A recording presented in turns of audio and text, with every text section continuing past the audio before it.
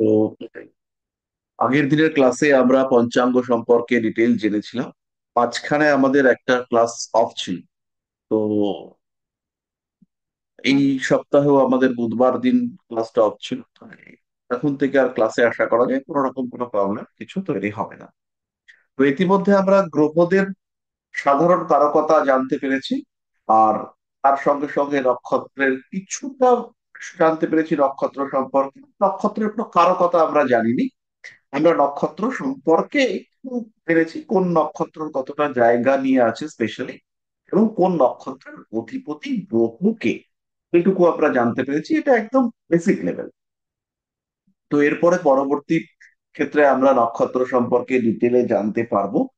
তো আজকে আমরা মূলত যেটা করব সেটা হচ্ছে গ্রহদের সঙ্গে ভাবের সম্পর্ক, একদম বেসিক জায়গা আমরা আইডেন্টিফাই করবার চেষ্টা করব, এবং গ্রহদের বলবত্তা উপলব্ধি করা, কিভাবে গ্রহরা বল পায়, কিভাবে গ্রহরা দুর্বল হয়, এই সম্পর্কে আমাদের যে সমস্ত সাধারণ এগুলো রয়েছে, আহ যেমন পারাশরিয়ান কিছু রুলস আছে, আরো বিভিন্ন লেখকের কিছু কিছু রুল আছে, গ্রহরা কিভাবে কতটা বলবান হয়ে ওঠেন। তো এই সম্পর্কে আমরা কিছু জানবো, এবং আমরা কোনো একটা গ্রহকে কিছু প্রশ্ন করতে চাইবো। কোনো একটা গ্রহ বা কোনো একটা ভাব বা কোনো একটা রাশি, তাকে আমরা কিভাবে প্রশ্ন করতে পারি সেটা আমরা আজকে জানবো। তো এইগুলো আমাদের একদম বেসিক। কিন্তু এই বেসিক বিষয়গুলো যদি আমরা উপলব্ধি করতে না পারি, ওই ক্ষেত্রে আমাদের আলটিমেট ক্লাসে গন্ডগোল হবে, এবং আমরা আলটিমেটলি বিষয়টাকে কমপ্লিট করে উঠতে পারবো। তো ইতিমধ্যে আর একটা বিষয় আপনাদেরকে বলি। সেটা হচ্ছে এবার আপনাদের কাছে যেটা পৌঁছবে সেটা হচ্ছে একটা আই কার্ড। তো আই কার্ডটা জানুয়ারি মাসে আপনাদের কাছে পৌঁছবে। আই কার্ডটা মোটামুটি প্রিন্টের কাজকর্ম চলছে। কারোর কারোর ক্ষেত্রে প্রপার ফটোতে সমস্যা আছে। তো তাদের কাছে ফটোর জন্য ফোন যাবে, তারা একটা ভালো দেখে ফটো তুলে পাঠিয়ে দেবে। তো এই একটা গেল। আর তার সঙ্গে সঙ্গে আমাদের সার্টিফিকেশনের জন্য ফর্ম ফিল আপ করতে হবে। ফর্মটিও আই কার্ডের সঙ্গে আপনাদের কাছে পৌঁছে দেওয়া হবে। এবার ফর্মটা যখনই আপনারা পেয়ে যাবেন, পেয়ে যাওয়ার পরে ফর্মটা ফিল আপ করে এটা ফেরত পাঠিয়ে দেবেন। কারোর কারোর ক্ষেত্রে, এক একজনের ক্ষেত্রে ফর্ম ফিল আপ করা আছে। যাদের ক্ষেত্রে ফর্ম ফিল আপ করা আছে তাদের কাছেও ফর্ম গেলে পরে ফিল আপ করে পাঠিয়ে দেবেন, অথবা বলে দেবেন যে আমাদের ফর্ম ফিল আপ করা আছে, কোনো অসুবিধা নেই। তো যাই হোক না কেন, এবার আমাদের মধ্যে অনেকেই আমরা আছি যারা টুকটাক প্র্যাকটিস করি, বা ভালোভাবেই প্র্যাকটিস করি, সিস্টেমেটিক ওয়েতে প্র্যাকটিস করি। তো সেই সমস্ত মানুষদের জন্য এখনকার ক্লাসগুলো একটু সিট লাগতে পারে। আস্তে আস্তে আমাদের ডেট যত বাড়তে থাকবে আমরা এগোতে থাকবো। এবং জীবন তো থেমে থাকে না, জীবনে এগিয়ে যেতে হয়। এবং যেমন আমরা জানি যে আমাদের ব্রহ্মাণ্ড ক্রমাগত বিস্তারিত হচ্ছে, ক্রমাগত ব্রহ্মাণ্ড তার আকার বৃদ্ধি করে চলেছে, এবং সেই গতি হচ্ছে মারাত্মক গতি। তো ঠিক তেমন ভাবেই আমাদের প্রত্যেককে, মানুষদেরকেও সেই প্রভাব বিস্তার করবার দিকে এগিয়ে যেতে হবে। থেমে থাকার আমাদের কাছে কোনো রকম রাস্তা নেই। এবং জীবন বা আহ এই এর যে ব্যাপার, এই জীবন মানেই হচ্ছে কি গতিশীলতা। আপনি থেমে গেছেন মানে আপনার অস্তিত্ব বিপন্ন। তো আপনাকে সবসময় গতিশীল থাকতে হবে। আমাদের যাকে আমরা জগৎ বলে থাকি, তো এই জগৎ ওয়ার্ডটাই ইন্ডিকেট করে গতিশীলতা। জগৎ এটা আহ গম ধাতুর সঙ্গে কি প্রত্যয় করে হচ্ছে জগৎ, এবং যা চলমান তাই জগৎ। তাহলে আমাদের মুভমেন্টের মধ্যে সবসময় থাকতে হবে। এবং মুভমেন্ট মানেই হচ্ছে পজিটিভ, মুভমেন্ট মানেই গ্রোথ, মুভমেন্ট মানেই ডেভেলপমেন্ট। যা হবে তা ভালোর জন্য হবে, যা হয়েছে তা ভালোর জন্য হয়েছে, যা হচ্ছে তা ভালোর জন্য হচ্ছে, যা হবে তাই ভালো। এইটা নিয়েই আমাদেরকে এগোতে হবে, তা নিয়েই আমাদের টিকে থাকতে হবে। তো যা অবস্থায় আছি তার থেকে আরো গ্রো করা, এটাই হচ্ছে আমাদের জীবনের লক্ষ্য। এবং এটাই হচ্ছে কি প্রকৃতির লক্ষ্য। তো সেই জন্য আমাদের আরো পড়াশোনা করতে হবে, এবং সেটা রেগুলার বেসিসে করতে হবে। তো আমরা আজকে যেটা শুরু করব সেটা হচ্ছে ত্রিকোণ।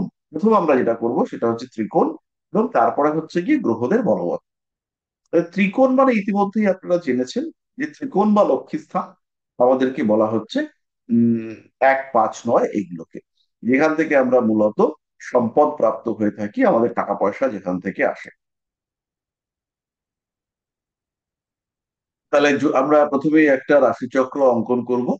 এবারে এই যে ত্রিকোণ আমরা বললাম, ত্রিকোণের সঙ্গে সঙ্গে আমরা আরো অনেক কিছু এর আগে জেনেছি, যেমন কেন্দ্রস্থান, যেমন ত্রিশরা স্থান, দুস্থান, মারক স্থান, আপত্তি, কনফর, এরকম আমরা বহু জিনিস জেনেছিলাম।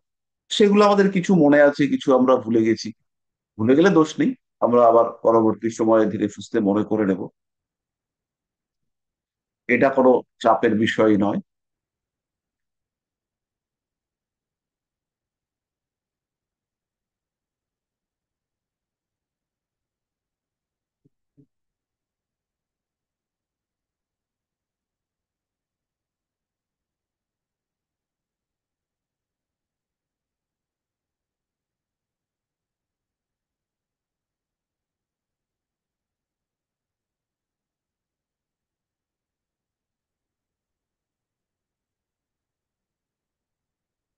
তাহলে আমার যেটা লগ্ন হচ্ছে,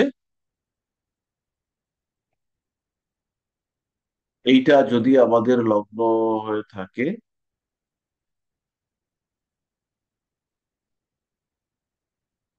আমরা ধরে নেব এটা হচ্ছে আমার লগ্ন।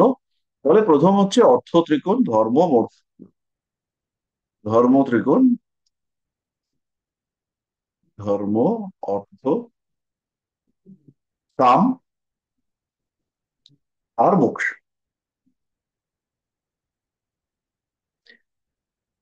তো একটুখানি লক্ষ্য করলেই বুঝতে পারবেন, ধর্ম ত্রিকোণ যেটা, এইটা হচ্ছে কি আমি, স্বয়ং আমি, তোমাকে নিয়ে যে ত্রিকোণ সেটা হচ্ছে ধর্ম ত্রিকোণ। তারপরে অর্থ ত্রিকোণ, অর্থ মানে হচ্ছে আমার এস্টাবলিশমেন্ট, আমার প্রতিষ্ঠা, প্রতিপত্তি, আমার ডেভেলপমেন্ট, আমার কর্ম, আমার ক্রি ক্রি ব্যবসা, পয়সা উপার্জন, ইত্যাদি ইত্যাদি। তারপরে বিয়ে, সংসার, বউ, বাচ্চা কাচ্চা, এই সমস্ত কাম ত্রিকোণ। তারপরে হচ্ছে ইয়ে কাম মিটে যাওয়ার পরে তারপরে হচ্ছে মোক্ষ ত্রিকোণ। এই বিষয়টা হচ্ছে কি আমাদের কানেক্টেড আহ চতুরাশ্রম যে প্রথা ছিল তার সঙ্গে। আমাদের প্রথম যে আশ্রম ছিল তার নাম ছিল ব্রহ্মচর্য আশ্রম। এই সময় মানুষজন পড়াশুনো করতো, শিক্ষা উপলব্ধি করতো, বিদ্যা লাভ করতো, বেদ শিখতো। তো সেই জায়গাটা হচ্ছে কি ধর্ম ত্রিকোণের সঙ্গে অ্যাসোসিয়েটেড, গুরু গৃহে বাস করে পড়াশোনা করতে হতো। আপনারা ভাবতেই পারেন যে কেন ধর্ম ত্রিকোণকে এক নম্বরে রাখা হয়েছে। ধর্ম তো মানুষ পরে করবে, কিন্তু অ্যাকচুয়াল এই ধর্ম ত্রিকোণের মধ্যে যে গুরু শিষ্য পরম্পরা, এক পাঁচ নয়, নয় হচ্ছে আমার গুরু, আমার সোর্স, আমার জ্ঞানের উৎস, আমার জন্মের উৎস, আমার দেহের উৎস, আমার সবকিছুর উৎস। ধর্ম সেটা হচ্ছে গিয়ে 9 নম্বর। আর আমার এই যে গুরু শিষ্য পরম্পরা, এইটা হচ্ছে শিষ্য ডিসাইপল, এটা হচ্ছে 5 নম্বর। তো এইখানে এই 1 5 9-এর গল্প, এটা আমরা ধর্ম ত্রিকোণে পাচ্ছি। তো ধর্ম ত্রিকোণের পরে, এরপরে আমাদেরকে হচ্ছে গিয়ে লাইফে এস্টাবলিশড হতে হবে, বাড়িতে ফিরে আসতে হবে, কিছু কাজকর্ম বুঝে নিতে হবে, তারপরে বিয়ে শাদী দিয়ে দেবে। তাহলে এই ধর্ম ত্রিকোণ আর কাম ত্রিকোণের মাঝখানে হচ্ছে এস্টাবলিশমেন্ট, অর্থ ত্রিকোণ। এবং অর্থ ত্রিকোণের পরে কাম ত্রিকোণ, নিজের জায়গাটাকে ঠিকঠাক কমপ্লিট করে নেওয়ার পরে তারপরের যে পার্টটা সেটা হচ্ছে মোক্ষ, অর্থাৎ বানপ্রস্থের শেষ দিক এবং সন্ন্যাস। যখন জাতক বা জাতিকা তারা ঘর থেকে বেরিয়ে যাবে, সন্ন্যাসীর মতন জীবন কাটাবে, বন জঙ্গলে থাকবে, বা আস্তে আস্তে মারা যাবে। তো এই যে প্রসেস, ধর্ম, অর্থ, কাম, মোক্ষ, এই নিয়ে আমাদের ত্রিকোণ। তাহলে ধর্ম ত্রিকোণ কে কে রয়েছে? ধর্ম ত্রিকোণে হচ্ছে 1 5 9।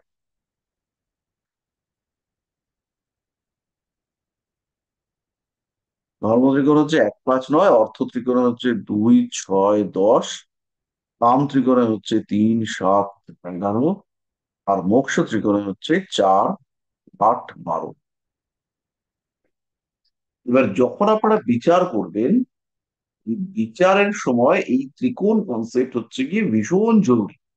জীবনের এই যে ত্রিকোণ, এখানে হচ্ছে গিয়ে কর্ম, ফল, উৎস, রেজাল্ট, আলটিমেটলি কি হতে চলেছে, সমস্ত কিছু সূত্র এই 3টে কোণের মধ্যে রয়েছে।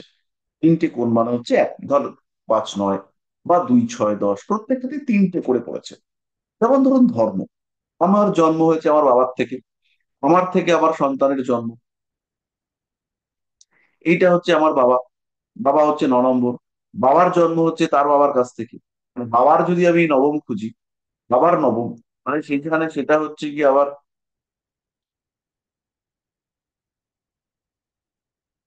এখান থেকে যদি আমি নবম খুঁজতে চাই, তাহলে এখান থেকে নবম হচ্ছে গিয়ে এই ঘরটা, এখান থেকে এইটা আবার এলো, আবার এর বাবা, তাকে যদি আমি খুঁজতে চাই, তাহলে আবার লগ্নে আসবে।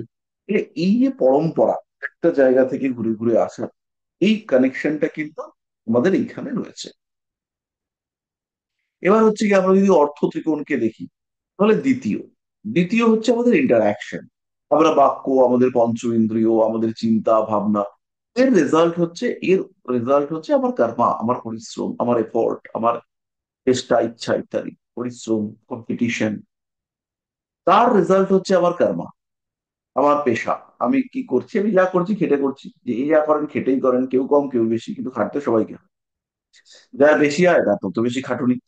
এবার এখান থেকে আমি চলে আসছি কোথায়, এখান থেকে আমি সোজা চলে এলাম, এর যে রেজাল্ট সেটা হচ্ছে আমার দ্বিতীয় ভাব, আমার সঞ্চয়, আমার অর্থ, আমার সম্পত্তি, আমার প্রপার্টি পেপারস, এই সমস্ত, মানে যা আমি মুভেবল ভোগ করতে পারবো, সেগুলো এখান থেকে আসছে। এরপর আমরা চলে আসবো কাম ত্রিকোণ। তিন, তিন হচ্ছে কাম ত্রিকোণের প্রথম ঘর, সাত হচ্ছে কাম ত্রিকোণের দ্বিতীয় ঘর, আর নয় হচ্ছে কাম ত্রিকোণের পরবর্তী ঘর। তাহলে তিন হচ্ছে আমার হাউস অফ অ্যাক্টিভিটি, তিন নম্বরটা হচ্ছে house of activity, house of interaction, house of, কখনো কখনো আমরা বলতে পারি হাউস অফ রিকোয়ারমেন্ট। তাহলে তিন, তিন হচ্ছে গিয়ে আমার কাম ত্রিকোণের প্রথম ঘর। এখানে হচ্ছে আমার হাউস অফ রিকোয়ারমেন্ট, এই রিকোয়ারমেন্ট আমি কোথায় ফুলফিল করব, এখানে এই হাউস অফ রিকোয়ারমেন্ট। এখান থেকে 3 নম্বর ঘর হচ্ছে ইউজার, ব্যবহারকারী। তাহলে এইটা হচ্ছে আমার প্রেমের ঘর, পঞ্চম হচ্ছে আমার প্রেম ভালোবাসা, আমার উৎস। তাহলে তিনের রেজাল্ট, সেইটা আমি পাবো কোথায় গিয়ে, পাঁচে, সরি তিনের পঞ্চম, মানে হচ্ছে গিয়ে সপ্তমে। সপ্তম হচ্ছে বিবাহ, বিবাহ হওয়ার পরে, বিবাহ বা 7 নম্বর ঘর থেকে আমরা ব্যবসা ভাবি, ব্যবসার ঠিক পরবর্তী রেজাল্ট যেটা, সেটা হচ্ছে একাদশ। একাদশ হচ্ছে গিয়ে যদি ব্যবসা হয় তাহলে ব্যবসার আয়, যদি বিয়ে হয় তাহলে দাম্পত্য প্রেম, দাম্পত্য সুখ ইত্যাদি, এই সমস্ত আমরা একাদশ থেকে বিচার করব। এবং একাদশের যে রেজাল্ট, সেইটা আমি আবার পাবো এসে আমার থার্ড হাউসে। আমার যেমন আয় উন্নতি, আমার যেমন সাকসেস, সেই অনুযায়ী আমার অ্যাচিভমেন্ট, সেই অনুযায়ী আমার অ্যাক্টিভিটি, সেইগুলো হবে।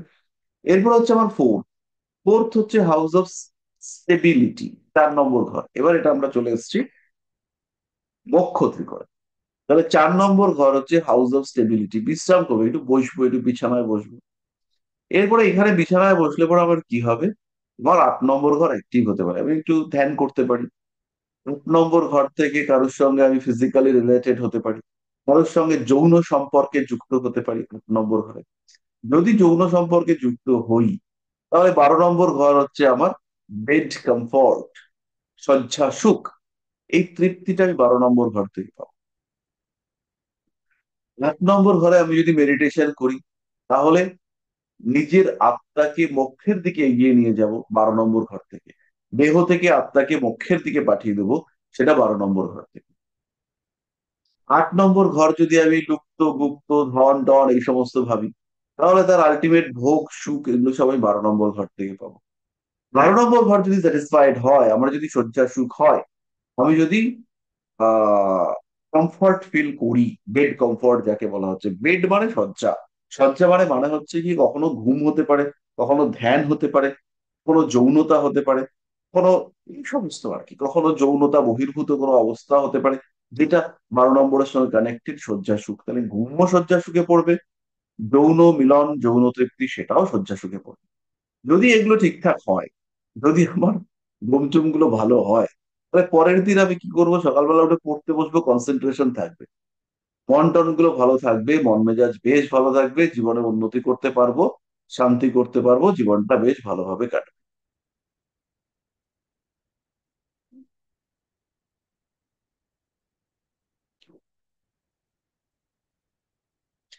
তাহলে এই 4-এর সাথে 8 রিলেটেড, 8-এর রেজাল্ট আমরা পাবো 12-তে, 12-র এফেক্ট বা রেজাল্ট সেটা আবার আমরা 4-এ এসে পাবো।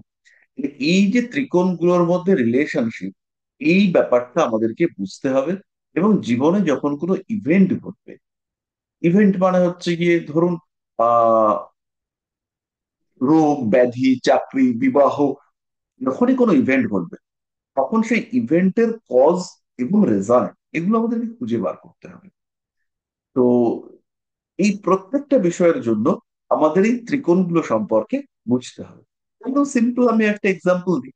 আমি এই ত্রিকোণগুলোর মধ্যে একটা একটা করে ঘর নিচ্ছি। ধরুন আমি হচ্ছে গিয়ে পঞ্চমকে নিলাম এখানে, এখানে ষষ্ঠকে নিলাম, এখানে সপ্তমকে নিলাম, আর এখানে আমি চতুর্থকে নিলাম।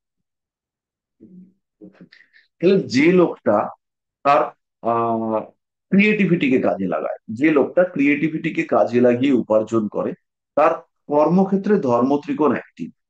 যে পরিশ্রম দাসত্বকে বেছে নিয়েছে, চাকরি করে আমাদের মতন, তাদের ক্ষেত্রে অর্থ ত্রিকোণ অ্যাক্টিভ। যারা ব্যবসা বিনিময়কে তাদের পেশা হিসেবে বেছে নিচ্ছে, তাদের ক্ষেত্রে কাম ত্রিকোণ active। আর যারা বাড়িতে বসে আছে বা ঘরোয়া কাজকর্ম করে বা বাড়ি নির্ভর পেশায় রয়েছে বা বাড়ির কাজকর্ম করে, তাদের ক্ষেত্রে মক্ষ ত্রিকোণ অ্যাক্টিভ। এক্স্যাক্টলি এরকম ভাবেই আমরা বিভিন্ন বিষয়কে ডিস্ট্রিবিউট করতে পারি, বিভিন্ন বিষয়কে ভাগ করতে পারি। আমাদের জীবনের যে দর্শন, ফিলসফি অফ লাইফ, যেটা আমাদের প্রত্যেকের ক্ষেত্রে আছে, প্রত্যেকের মানুষের লগ্ন রাশি এগুলোর উপরে বেঁচে থাকার দর্শন নির্ধারিত হয়। তো সেই বিষয়গুলো এই ত্রিকোণগুলোর সঙ্গে অ্যাসোসিয়েটেড, এবং এই ত্রিকোণগুলো ইন্ডিকেট করে যে আমাদের কোনো কাজে সাকসেস কতটা, সেই কাজটা কতটা ব্যালেন্সড হতে পারে, এই কাজটা আমরা কতটা করতে পারি। যেমন ধরুন একটা মানুষ, সে হচ্ছে গিয়ে আয় করবে, প্রচুর আয় করবে, আমাদের একাদশ ভাবটা খুব স্ট্রং, মানে এটা নয় যে সেই মানুষটা প্রচুর আয় করতে পারবে। কোথার থেকে আয়টা করবে? এই কানেকশনটা আপনার কুণ্ডলিতে যদি থাকে যে এই মানুষটার প্রচুর আয়ের সোর্স আছে, কোনো একটা জায়গা থেকে তো আয় করবে, তাহলে সেই সোর্সটা আসবে এর এই ঘরটা থেকে। তাহলে যদি আমি দেখতে চাই যে 11 নম্বর ঘর হিউজ সলিড রেজাল্ট দেবে, তাহলে এই সলিড রেজাল্টের উৎস কোথায় আছে? 7 নম্বরে, মানে 3, 7, 11 এই কম্বিনেশনে। আবার 7 নম্বর ঘরটা খুব এফেক্টিভ, একটা মানুষ ব্যবসায় ব্যাপক সাফল্য লাভ করছে, তার মানে কি তার কানেকশন খুব ভালো, একদম প্রচন্ড। সে জানে কিভাবে ব্যবসাটাকে কাজে লাগানো যেতে পারে, সে ব্যবসার বিভিন্ন বিষয় সম্পর্কে জেনে টেনে বসে আছে। ফলে তার হচ্ছে গিয়ে এই যে 7 নম্বর ঘরটা হিউজ হচ্ছে, তার মানে কি? তার মানে হচ্ছে তার 3 নম্বর ঘর থেকে সে সাপোর্ট পাচ্ছে। তাহলে যদি আমি দেখি একজন জাতক ব্যবসার মাধ্যমে প্রচুর উন্নতি করতে পারবে, তাহলে আমাকে দেখতে হবে 11 নম্বর ঘর কতটা উন্নতি দিচ্ছে। 11 নম্বর ঘর প্রচুর উন্নতি দিচ্ছে, খুব ভালো কথা। কিন্তু প্রচুর উন্নতি দিলেও সেই উন্নতির উৎস কি? সেই উন্নতি কোথা থেকে আসছে? আমাদের কি যদি থাকে নসিবে আপনি আপনি আসিবে? না, আমাদেরকে খেটে করতে হবে। সেই খাটনিটার উৎসটা কোথায়, কোথার থেকে খাটবে লোক? এই লোকটা খাটবে হচ্ছে 7 নম্বর ঘর থেকে। তাহলে 7 নম্বর ঘর যদি সাপোর্ট দেয়, তাহলে হচ্ছে গিয়ে এই লোকটার প্রচুর উন্নতি হবে। 7 নম্বর ঘরটা আদৌ সাপোর্ট দেবে কিনা জানবো কি করে? সেটা জানবো হচ্ছে গিয়ে 3 নম্বর ঘর থেকে। তার মানে ব্যবসার ক্ষেত্রে কি দরকার? একটা গুড বিহেভিয়ার দরকার। ব্যবসার ক্ষেত্রে কি দরকার? প্রচুর কানেকশন দরকার। আমার খদ্দের আমার কাছে আসবে, খদ্দের রাস্তা দিয়ে যাওয়ার পথে দেখবে আরে দীনবন্ধু হার্ডওয়্যার তো হেভি চমকাচ্ছে, এবার থেকে দীনবন্ধু হার্ডওয়্যারই যাবো। এই বিজ্ঞাপন, থার্ড হাউস। বিজ্ঞাপন যে আমি লোকের কাছে কমিউনিকেট করছি, আমি লোকের কাছে পৌঁছচ্ছি। অনিমেষ বাবুর ছবিটা আমি দেখতে পাচ্ছি, আবার অনিমেষ বাবুকে নিয়ে একটা ধারণা তৈরি হচ্ছে যে অনিমেষ বাবু ভদ্রলোককে এরকম দেখতে, রাস্তাঘাটে দেখা হলে পর আমি চিনতে পারবো। হুম, ওনার ছবিটা আমি দেখতে পাচ্ছি। এই যে ওনার ছবিটা দেখতে পাওয়া যাচ্ছে, এটা হচ্ছে থার্ড হাউস। এই যে ওনাকে আর লোক চিনছে, এটা হচ্ছে থার্ড হাউস, কমিউনিকেট করতে পারছে। এবার শুভদীপ বাবু, শুভদীপ মন্ডল, ওনাকে আমি মুখ দেখতে পাচ্ছি না, রাস্তাঘাটে দেখা হলে পরে আচ্ছা শুভদীপ মন্ডল ও না, আচ্ছা বুঝতে পেরেছি, কোথায় কোন ব্যাচ যেন, কে যেন, বেশ কি খুঁজে পাচ্ছি না। তো ঘটনাটা এরকম ঘটবে, আমরা আইডেন্টিফাই করব কি করে? বিজ্ঞাপনের মাধ্যমে আমরা নিজেদেরকে প্রচার করব, প্রকাশ করব। তো যদি এই প্রচার বা প্রকাশ করতে পারি, ফলে হচ্ছে গিয়ে আমাদের ব্যবসা ভালো হবে। আমরা যদি অ্যাড ভালো করে দিতে পারি, তাহলে ব্যবসাটা ভালো হবে। আমরা যদি ক্লায়েন্টের সঙ্গে, কাস্টমারের সঙ্গে কমিউনিকেট করতে পারি, ফলে ব্যবসাটা ভালো হবে। তাহলে এই যে কানেকশন, হাউসগুলোর মধ্যে রিলেশনশিপ, এই এই কমিউনিকেশনটা আপনাদেরকে বুঝতে হবে। সবার অষ্টমে কেতু, সবাই কি ভালো অ্যাস্ট্রোলজার হতে পারবে না? ইম্পসিবল। অষ্টমে কেতু আছে মানে হচ্ছে এই সাবকনশিয়াস মাইন্ডটা অ্যাক্টিভ। এই মানুষটার যে সাবকনশিয়াস মাইন্ড, সেটা ভীষণ অ্যাক্টিভ। অষ্টমে কেতু সেটা করছে। কিন্তু সাবকনশিয়াস মাইন্ড হলেও তার রেজাল্টকে সে ইউটিলাইজ করতে পারবে কিনা, তার জন্য দরকার হচ্ছে কনসিয়াস মাইন্ডের স্টেবিলিটি। আমার মনের মধ্যে বিভৎস টেনশন, আমি ধ্যান করতে পারবো না, ইম্পসিবল। আমি ধ্যান করতে চাইছি, ধ্যান করতে আমার যে চেষ্টা, আমার যে চাহিদা, আমার যে উৎসাহ, আমার যে উদ্দীপনা, বা আমার যে মেন্টাল স্টেট, সেটা যদি একটা লেভেলে না আসে, তাহলে সেই লেভেলে পৌঁছতে যদি আমি না পারি, তাহলে আমি ধ্যানটা করবো কি করে? আমার বাড়ির তিনতলায় আমি বসবো, কিন্তু তিনতলাটা তো ভাসমান থাকতে পারে না। তাহলে আমার 8 নম্বর ঘরটা থেকে আমি 100% রেজাল্ট পাবো, এই ঘরটাতে আমি 100% রেজাল্ট পাবো, তার জন্য আমাকে 4 নম্বর ঘরকে স্টেবল হতে পারে, হতে হবে। 4 নম্বর ঘর স্টেবল হওয়ার জন্য আমার কি দরকার? আমার দরকার রাত্রিবেলা আমি ভালো করে ঘুমোতে পারবো।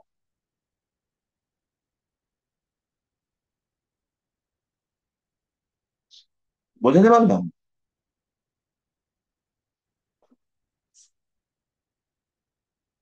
1 সেকেন্ড।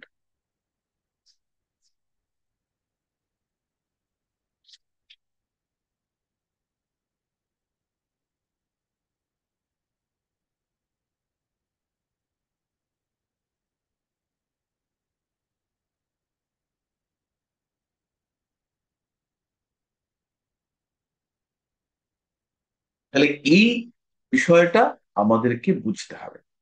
যদি হচ্ছে গিয়ে আমি মানসিক দিক থেকে স্থিত হতে চাই, যদি আমি মানসিক দিক থেকে স্থিত হতে চাই, তাহলে কি হতে হবে? আমার মাইন্ডটাকে কিছুটা রেস্ট দিতে হবে। ফোর হচ্ছে গিয়ে মন, চতুর্থ ভাব হচ্ছে আমার মন।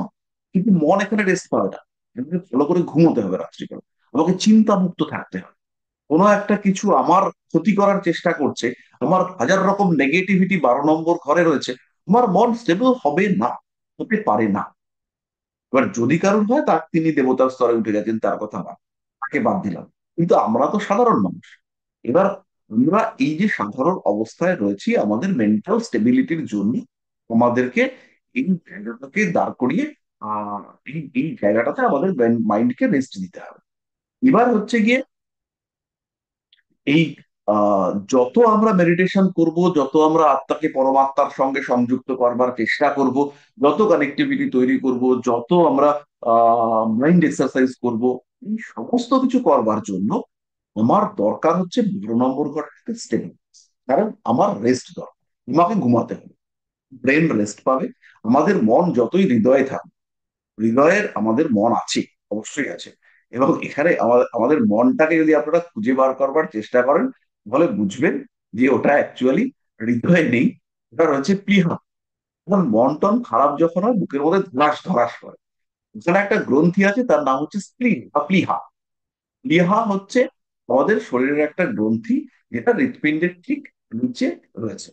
তো হৃৎপিণ্ডের নিচে থাকার কারণে যখন আমাদের টেনশন, অ্যাংজাইটি, ভয় টয় ইত্যাদি হয়, সেই প্লীহাটা ধরাস ধরাস করতে থাকে। আর একটা আমাদের মনের পার্ট রয়েছে, সেটা হচ্ছে অ্যাড্রিনাল গ্ল্যান্ড। অ্যাড্রিনাল গ্ল্যান্ড হচ্ছে গিয়ে পেটের মধ্যেই আছে কোথাও একটা, অ্যাড্রিনাল কর্টেক্সে। তো সেই যে অ্যাড্রিনাল গ্ল্যান্ড, সেটা আমাদের বিভিন্ন রকম এনার্জি সাপ্লাই। ধরুন আমার হচ্ছে গিয়ে একটা বিশাল যুদ্ধ করতে হবে, যুদ্ধ করবার জন্য আমার মেন্টাল প্রিপারেশন তো দরকার, তেজ, রান। এই যে পড়াচ্ছি, পড়াটা স্মুথলি রয়েছে। এবার এখন একটা তুমুল ঝামেলা হলো আমার বাড়িতে।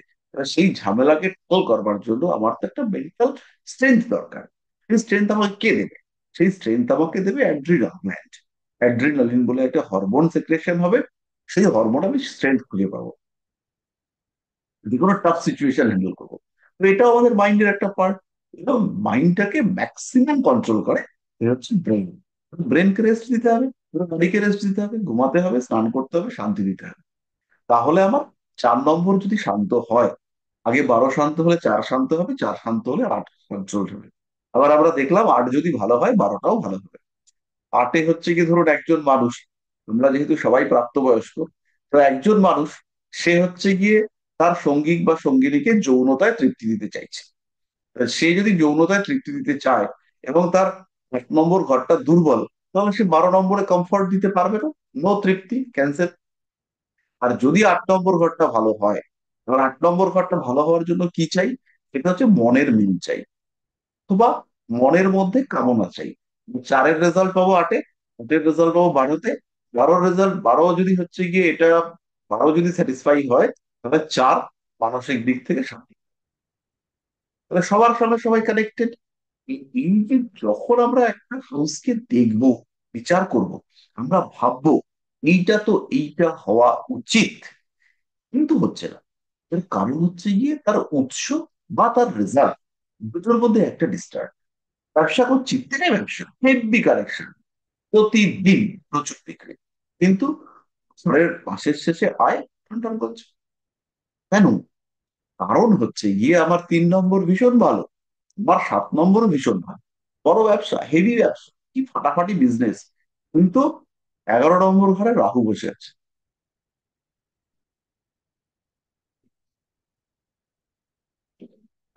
11 নম্বর ঘরে বসে আছে, সর্বনাশ, আমার আয় নেই।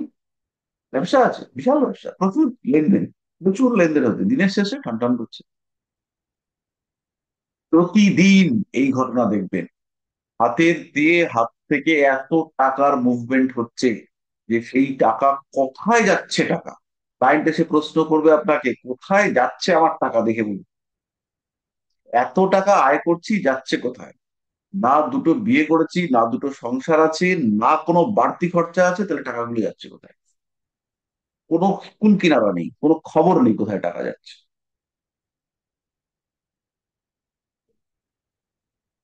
কিন্তু আলটিমেটলি টাকাটা তো যাচ্ছে, টাকাটা তো থাকছে না,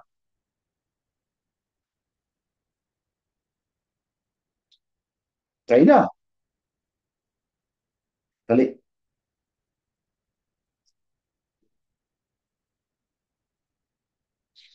এই এই যে বিষয়টা হচ্ছে, তাহলে সেইটাকে আমরা আইডেন্টিফাই করব কি করে?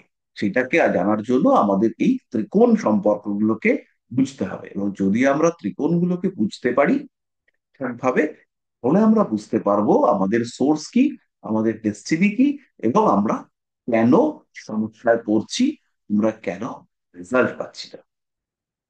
মোটামুটি পরিষ্কার হলো? এবার কারোর কোনো প্রশ্ন থাকলে চটপট করে ফেলি। স্যার, অর্থ ত্রিকোণের কানেকশনটা একবার বলবেন? হ্যাঁ, 2, 6, 10 অর্থ না না, ত্রিকোণ। 2, 6, 10 যেটা বলেন, ওই ব্যাক ক্যালকুলেশন, ছয়টা দুই থেকে কি করে আসবে সেটাই বলছি আর কি। এইটা হচ্ছে 2, এটা হচ্ছে 6, আর এটা হচ্ছে আমার 10। তাহলে আমরা 6 থেকে স্টার্ট। 6 হচ্ছে আমার লেবার, আমার পরিশ্রম, আমার কম্পিটিশন। আমরা একটা স্ট্রিমকে ধরি, তো এটা হচ্ছে গিয়ে স্ট্রিমটা কি? আচ্ছা, তাহলে চাকরি করবার জন্য আমাকে কি করতে হবে? আমাকে কম্পিটিটিভ এক্সামে বসতে হবে। কম্পিটিটিভ এক্সাম বা কম্পিটিশন আমি বসলাম, বসলে পরে আমি চাকরি পাবো। চাকরি পেলে পরে আমার হচ্ছে গিয়ে এই চাকরি থেকে আমার কিছু অর্থ উপার্জন হবে, আমার জীবিকা নির্বাহ হবে, এবং এখানে আমার একটা শান্তি স্বস্তি দেখতে পাওয়া যাবে। এবং এই চাকরি করবার জন্য, ব্যাপারটাকে কন্টিনিউ করবার জন্য, আমার এই দ্বিতীয় ভাব, আমার বাক্য, আমার আনুগত্য, আমার কথাবার্তা, আমার রিলেশনশিপ, আমার মানুষের সঙ্গে ইন্টারাকশন, আমার ইন্দ্রিয়গুলোর অনুভূতি, এই সমস্ত গুলো লাগবে। এটা হচ্ছে একটা ওয়ে। এই চাকরি বাকরির ক্ষেত্রে কিভাবে আমরা পেলাম। আমি জাস্ট 10 সেকেন্ডের একটা ব্রেক নিচ্ছি, এক্ষুনি নিচ্ছি।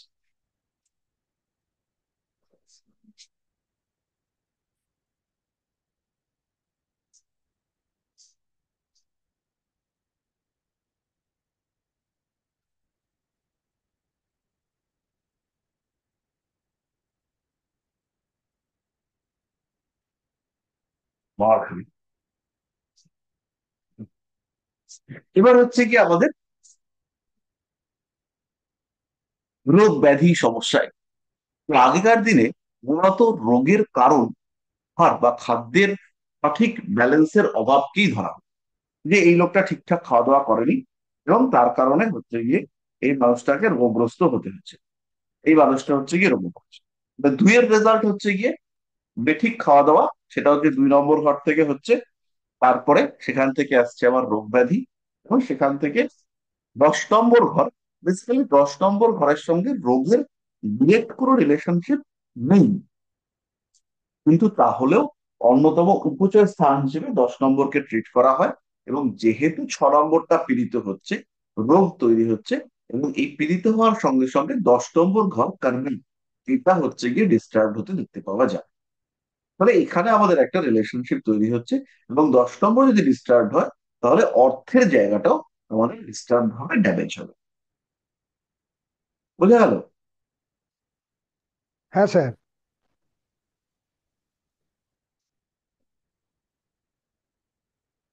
আর কোনো প্রশ্ন?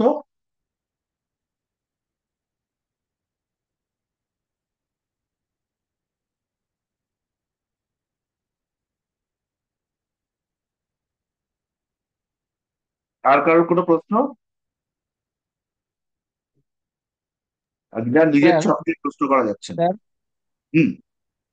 স্যার বলছি, আহ, কোনো জাতক জাতিকা যে রাশি, সাপোজ তার রাশি অনুসারেই তো এইটা, এই যে ধর্ম অর্থ কাম ও মোক্ষ, এটা কি বেরোবে? মানে সেটা কিভাবে ক্যালকুলেশন হবে রাশি অনুসারে? লগ্ন থেকে। লগ্ন থেকে? হুম, হুম। আচ্ছা আচ্ছা, বুঝতে পেরেছি। পুরো বিচারটাই হবে লগ্ন থেকে।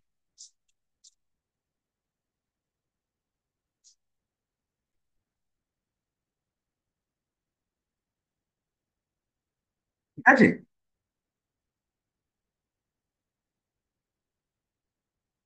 তাহলে এই ব্যাপারটা আমরা মাথায় রাখবো, এবং এই বিষয়গুলো আমাদের কাজে লাগবে কোথায়? মূলত যখন আমরা প্রফেশন ক্যালকুলেশন করব।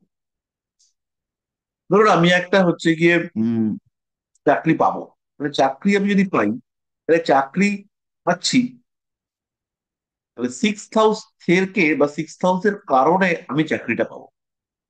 তাহলে 10ম ঘরটা খুব স্ট্রং, কিন্তু 6 এর কোনো কানেকশন নেই, বা 6 হাউসটা খুব পাপ হয়ে রয়েছে, তাহলে চাকরি পেতে বাধা আসবেই।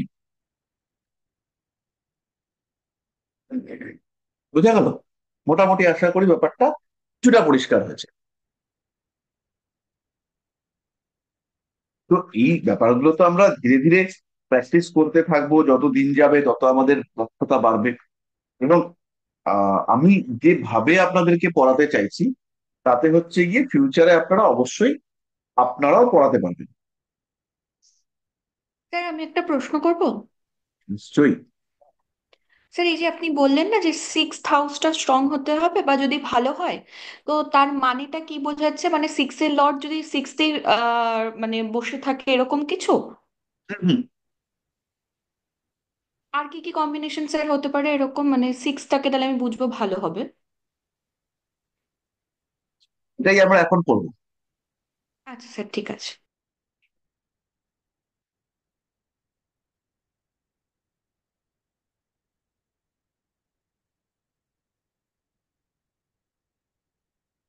তাহলে আমরা পরের পার্টে যাই। আমি ভেবেছিলাম ডিসেম্বরে আপনাদের একটা ছোট টেস্ট নেব, কিন্তু দুর্ভাগ্যবশত সেটা হয়নি। বাট জানুয়ারিতে অবভিয়াসলি আমাদের একটা টেস্ট হবে, এবং অবশ্যই সেটা হচ্ছে গিয়ে অনলাইনে হবে। আপনাদের গুগল ফর্ম দিয়ে দেবো, এবং সেই গুগল ফর্মে আপনারা কোশ্চেনের আনসার করতে পারবেন। তো মোটামুটি 30 নম্বরের একটা টেস্ট হচ্ছে গিয়ে আমাদের আর কি নিতে লাগবে, নিলে পরে আমাদের আশা করা যায় ব্যাপারটা হয়ে যাবে। এমসিকিউ টাইপের কোশ্চেন, সহজ কোশ্চেন হবে, কিন্তু আপনাদের গ্রোথের জন্য দরকার। আর এর সঙ্গে হচ্ছে গিয়ে আপনাদের একটা, ওই যখন শেষ হবে, কমপ্লিট হবে, তখন আপনাদের কতগুলো টপিক দিয়ে দেওয়া হবে, তার উপরে আপনাদের প্রত্যেককে একটা করে ছোট প্রেজেন্টেশন দিতে হবে 5 মিনিটের। তো এটা আমাদের মোটামুটি জানুয়ারি ফেব্রুয়ারি মার্চ নাগাদ আমরা আশা করছি করতে পারবো।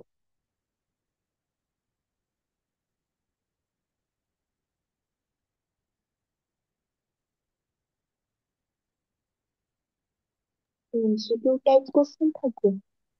MCQ type question, MCQ type 5 question marks থাকবে। এসব থাকবে? হুম, গুগল ফর্মে আপনারা দিতে পারবেন, গুগল ফর্মে আমরা অপশন দিয়ে দেবো, ওইখানে হচ্ছে গিয়ে আপনারা করতে পারবেন।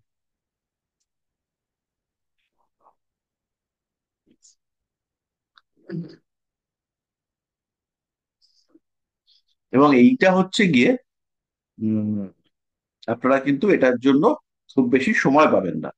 আপনারা ওই উম, কোনো একটা দিন ক্লাস চলতে চলতে 30টা কোশ্চেনের জন্য মোটামুটি, যেহেতু এমসিকিউ টাইপ কোশ্চেন, 20 মিনিট ক্লাসের মধ্যেই আপনারা টাইম পাবেন। আর টাইম পাওয়া মানে ক্লাস হতে হতেই আপনারা হচ্ছে গিয়ে ক্লাস শেষে বা পরের দিনকে আমরা আর কি রেজাল্টটা ডিক্লেয়ার করে দেবো।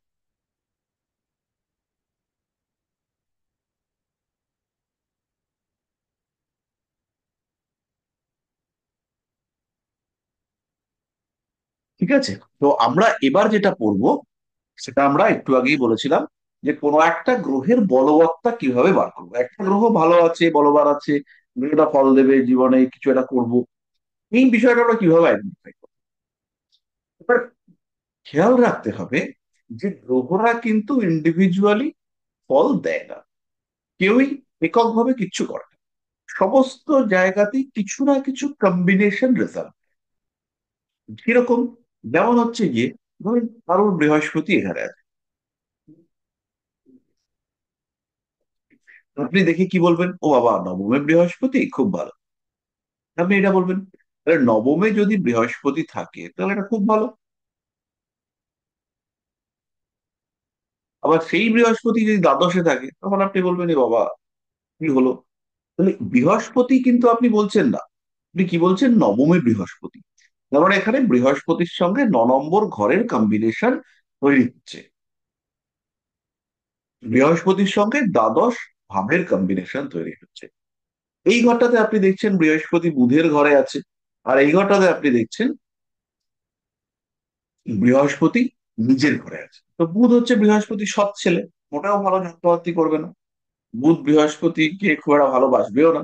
কিন্তু এই ঘরটাতে বৃহস্পতি দুর্বল। তাহলে এখানে 3টে কম্বিনেশন, একটা হচ্ছে মিথুন, 2 নম্বর হলো দ্বাদশ, 3 নম্বর হলো বৃহস্পতি। তাহলে আমরা এটা কি বলবো? মিথুন রাশিতে দ্বাদশ ভাবস্থ বৃহস্পতি যথেষ্ট দুর্বল হইবার কারণে জাতকের উচ্চ বিদ্যার ক্ষেত্রে বাধা প্রাপ্তি হইল। অপরপক্ষে, অপরপক্ষে কি বলিব আমরা? আমরা বলিব অষ্টপতি বৃহস্পতি তিনি দ্বাদশ ভাবস্থ হওয়ার কারণে বিপরীত রাজযোগ সৃষ্টি হইল। ফলে জাতক প্রবল পরিশ্রমী, পরিশ্রম করিতে বাধ্য এবং পরিশ্রমের দ্বারা জীবনে উপকৃত হইবেন। তাহলে আমরা এটা দেখতে পেলাম, বিপরীত রাজযোগ হচ্ছে। তাহলে এইবার এইখানে হচ্ছে গিয়ে বৃহস্পতি, খুব ভালো করে শুনবেন, বৃহস্পতি, এই বৃহস্পতিটা, এই যে বৃহস্পতি, তিনি ষষ্ঠ আর নবম দুটি ভাবকেই ইন্ডিকেট করছেন, কিন্তু কোন ভাবের মুখ্য ফলদাতা? ইনি হচ্ছেন ষষ্ঠ ভাবের মুখ্য ফলদাতা, কারণ ইনি সরাসরি ষষ্ঠ ভাবকে দেখছেন। ফলে ইনি ষষ্ঠ ভাবের মুখ্য ফল প্রদান করবেন এবং ষষ্ঠ ভাবকে রক্ষা করার চেষ্টা করবেন। ষষ্ঠ ভাবের জন্য উনি চেষ্টা করবেন যে 6 নম্বর ঘরটির ভালো হোক। অপরপক্ষে এই বৃহস্পতি এই নবম ঘরেরও কারক, কিন্তু তিনি যখন দ্বাদশে বসে আছেন তখন কিন্তু এই বৃহস্পতি নবম ভাবের নেগেটিভ ফল দেবেন। কিরকম নেগেটিভ ফল হতে পারে? দ্বাদশ মানে আমরা কি জানি? বিদেশ। দ্বাদশ মানে বিদেশ, আর নবম মানে উচ্চ বিদ্যা, নবম মানে পিতা, নবম মানে উৎস, এই সমস্ত ধর্ম। তাহলে দ্বাদশ ভাবে বৃহস্পতির চলে গেছে, তাহলে কি বলতে হবে? উচ্চ বিদ্যার কারণে তোমাকে বাড়ি থেকে দূরে যেতে হতে পারে, উচ্চ বিদ্যার কারণেও হতে পারে। আর কি হতে পারে? উম, স্বল্পকালীন বিদেশ যাত্রা। এই বিদেশ যাত্রা, তুমি যে ভাবছো গিয়ে সেটেল হয়ে যাবে, তুমি গিয়ে ওখানে পিআর পেয়ে যাবে, পার্মানেন্ট রেসিডেন্ট হয়ে যাবে, ওটি কিন্তু হচ্ছে না। কারণ বৃহস্পতি এখানে তোমার দ্বাদশে বসে আছে নবম ভাবপতি হিসেবে। এইবার এটাকে যদি আমরা আরেকটু ডিটেইলে, আরেকটু ডিপ অ্যানালাইসিসে যাই, তাহলে কি হবে? তাহলে হচ্ছে গিয়ে এই জাতকের বিবাহ বহির্ভূত প্রেমজ সম্পর্কের কারণে কি বললাম? বিবাহ বহির্ভূত প্রেমজ সম্পর্কের কারণে কর্মক্ষেত্রে ক্ষতি, চাকরি হইতে বিচ্যুতি ইত্যাদি হইতে পারে। কিরকম ঘটনা? কোন একজন মহিলার প্রেমে পড়ে গেছে, কাজের জায়গায় বসও সেই মহিলাকে পছন্দ করে, বস জানতে হলো, হ্যাঁ আমি যাকে পছন্দ করি তুমি তার সঙ্গে প্রেমে জড়িয়ে পড়েছো, যাও তোমার কালকে থেকে আর চাকরি নেই। এইরকম টাইপের ঘটনা ঘটতে পারে। কেন এটা ঘটতে পারে?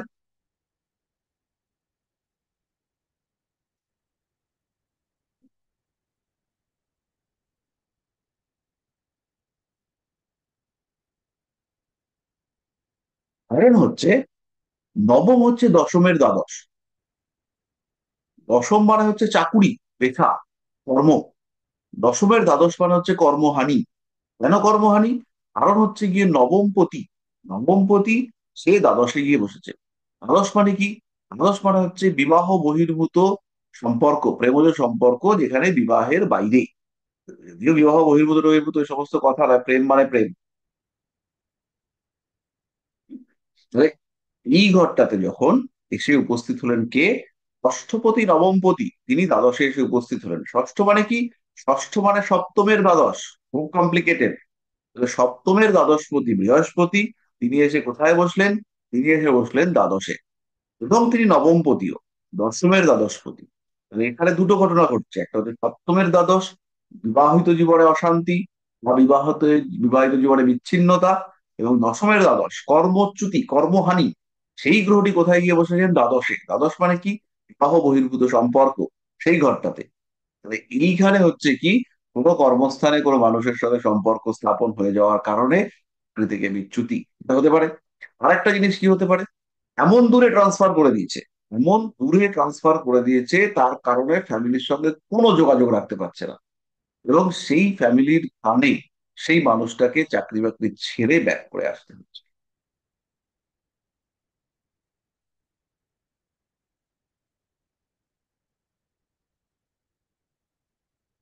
বোঝা গেল? তাহলে এই যে যোগ, এই যে কম্বিনেশন, এইটাতে আমরা কি বুঝতে পারলাম? বৃহস্পতি, ইনি একই লগ্ন, এই বৃহস্পতি হলেন ষষ্ঠ ভাবের মুখ্য ফলদাতা। কিন্তু সেইখানে ইনি, এই যে বৃহস্পতি, ইনি কিন্তু নবম ভাবের মুখ্য ফলদাতা। কেন? কারণ তিনি নবমেই বসে আছেন। ষষ্ঠ ভাবকে উনি দেখতে পাচ্ছেন, ষষ্ঠ ভাবের সঙ্গে উনি সরাসরি সম্পর্ক করেননি, বরঞ্চ উনি এখানে বসে লগ্নকে প্রভাব বিস্তার করছেন, এবং উনি হচ্ছেন নবম ভাবের মুখ্য ফলদাতা গ্রহ। তাহলে এই জায়গাটা বুঝতে পারলাম আমরা কিছুটা। এবার আমরা যেটা করবো সেটা হচ্ছে গ্রহদের বলবৎ। আমরা আসবো সেখানে, তবে তার আগে আমাকে একটা জিনিস বলুন, এই অংশটুকুতে কোথাও বুঝতে অসুবিধা হলো কিনা? তানিয়া, পরিষ্কার হয়েছে? হ্যাঁ স্যার, একদম। ঐশিকা? স্যার একদম? বলছিলাম যে উম, না না, আমি একটু একটু কনফিউশন হয়ে গেছে। হুম, এই নবম ভাবে এক সেকেন্ড, ষষ্ঠ ভাব আর নবম ভাবের প্রতি দ্বাদশে বসেছিল, তাই তো? হুম, হুম। বৃহস্পতি। তো তারপরে সেটা নব- দশমের দ্বাদশ বলে ওর চাকরিটা চলে গেল না? এই জায়গাটা দশমের দ্বাদশ বলে চাকরিটা গেল না? উম, কিভাবে গেল আমি এই জায়গাটা একটু কানেক্ট করতে পারলাম না। দ্বাদশ মানে, দ্বাদশ মানে হচ্ছে ব্যয়, দ্বাদশ মানে বিচ্যুতি, দ্বাদশ মানে হানি। ও, এটা পরিষ্কার? হ্যাঁ। তার হানি, যার দ্বাদশ তার হানি। কর্মের দ্বাদশ, এখানে হানি। দ্বাদশ মানে এখানে যে দ্বাদশ মানে হানি হবে, সবসময় এটা হবে না, একদমই হবে না। আমরা বারবার একটা জিনিস বলি, যে জ্যোতিষ শাস্ত্র আমরা করি, আমরা হচ্ছে গিয়ে দৈবজ্ঞ, আমরা দেবতার বাণী পড়বার চেষ্টা করি, কিন্তু আমরা দেবতা নই। আমাদের কাজটা চেষ্টা পর্যন্ত সীমিত। তাহলে আমরা খুঁজে বার করব প্রবণতা। আমাদের যদি হাত যশ ভালো থাকে, তাহলে আমাদের বাক্য বাক্য মিলে যাবে। কিন্তু এরকম হচ্ছে গিয়ে আমরা বলতে পারি না যে এই মানুষটার কালকে চাকরি চলে যাবে। এরকম ঘটনা দেখতে পাওয়া যায় যেখানে আমাদের কোনো সূত্র ম্যাচ করেনি, কোনো সূত্র কাজে লাগেনি। তাহলে এখানে অনেকগুলো প্রবাবিলিটি রয়েছে। আমাদের অবস্থা বুঝে প্রেডিক্ট করতে হবে। আমরা যদি দেখি যে এই জাতকের এই ঘরটা বৃহস্পতি এখানে আছে, তার মানে কি দশমের দ্বাদশপতি, দশমের দ্বাদশপতি মানে নবমপতি, তিনি দ্বাদশে রয়েছেন। তাহলে বৃহস্পতি দ্বাদশে থাকবার কারণে, বৃহস্পতি দ্বাদশে থাকবার কারণে এই জাতকের একটা যোগ তৈরি হয়েছে, যেটাতে কর্মহানি হতে পারে, যেটাতে কর্মের উদ্দেশ্যে বিদেশ যাত্রা হতে পারে। কর্মের উদ্দেশ্যে মানে নতুন কর্মের উদ্দেশ্যে, একটা চাকরি গেল, নতুন চাকরি পেল, বিদেশে সেটা পেল, সেখানে যাচ্ছে।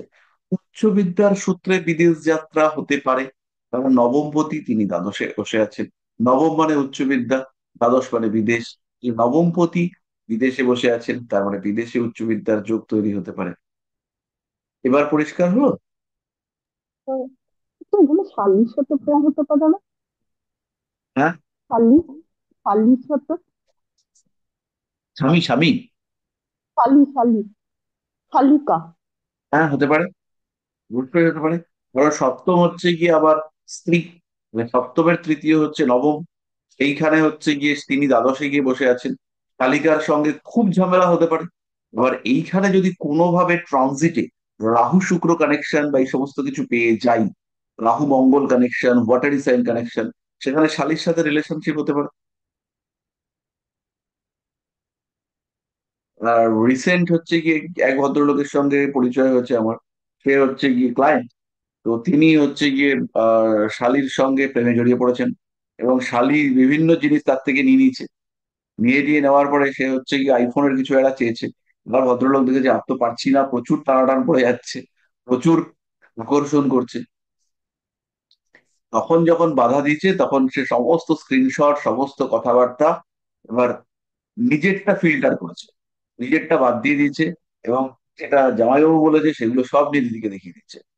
আর এদিকে হচ্ছে গিয়ে জামাইবাবু সেও বউয়ের ভয়ে সেগুলো সব ডিলিট করে দিচ্ছে, আর শালি সেগুলো সব রেখে দিয়েছে। তখন সেই প্রায় সেপারেশন হয় হয় অবস্থা। আচ্ছা, অমর্ত্য বলুন। স্যার আপনি বললেন যে নবমপতি দ্বাদশে বসে আছে বলে সেই জন্য বিদেশ যাত্রা হতে পারে এডুকেশনের জন্য বা কর্মবিচ্যুতির জন্য, কিন্তু মধ্যেখানে একটা ওয়ার্ড ব্যবহার করেছিলেন স্বল্প সময়ের জন্য, সেটা কেন? এই যে 3 9 12, 3 9 আচ্ছা 12, আচ্ছা আচ্ছা 3 হচ্ছে গিয়ে আচ্ছা আচ্ছা চতুর্থ আচ্ছা, হ্যাঁ হ্যাঁ দ্বাদশ, হ্যাঁ, ঠিক ঠিক আছে ঠিক আছে, নয় বুঝতে পেরেছি। নয় হচ্ছে গিয়ে আমার স্বল্পকালীন ভ্রমণ, আর হ্যাঁ হ্যাঁ, ঠিক 8 আছে। হচ্ছে গিয়ে লং টার্ম ভ্রমণ। এবার যদি 4 12 কানেকশন হয় তাহলে ফরেন সেটেলমেন্ট। আবার এদিকে যদি হচ্ছে গিয়ে 4 9 কানেকশন হয় সেই ক্ষেত্রে ফরেন সেটেলমেন্ট হতে পারে, বাট শর্ট টার্মের জন্য। হ্যাঁ হ্যাঁ, ঠিক আছে।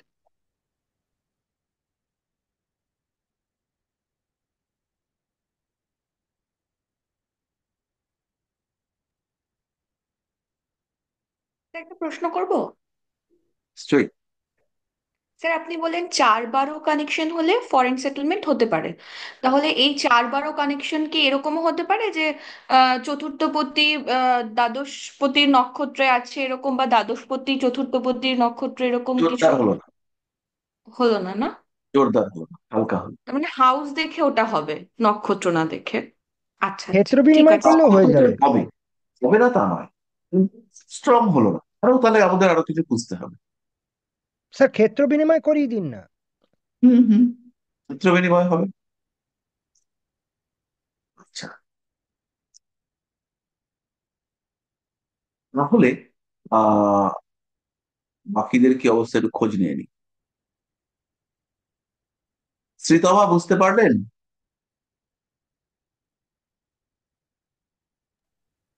কিছুটা স্যার, ভিডিওটা পরে রেকর্ডিং আরো 2-3 বার দেখলে পরিষ্কার হবে। হ্যাঁ, বুঝতে পারছি।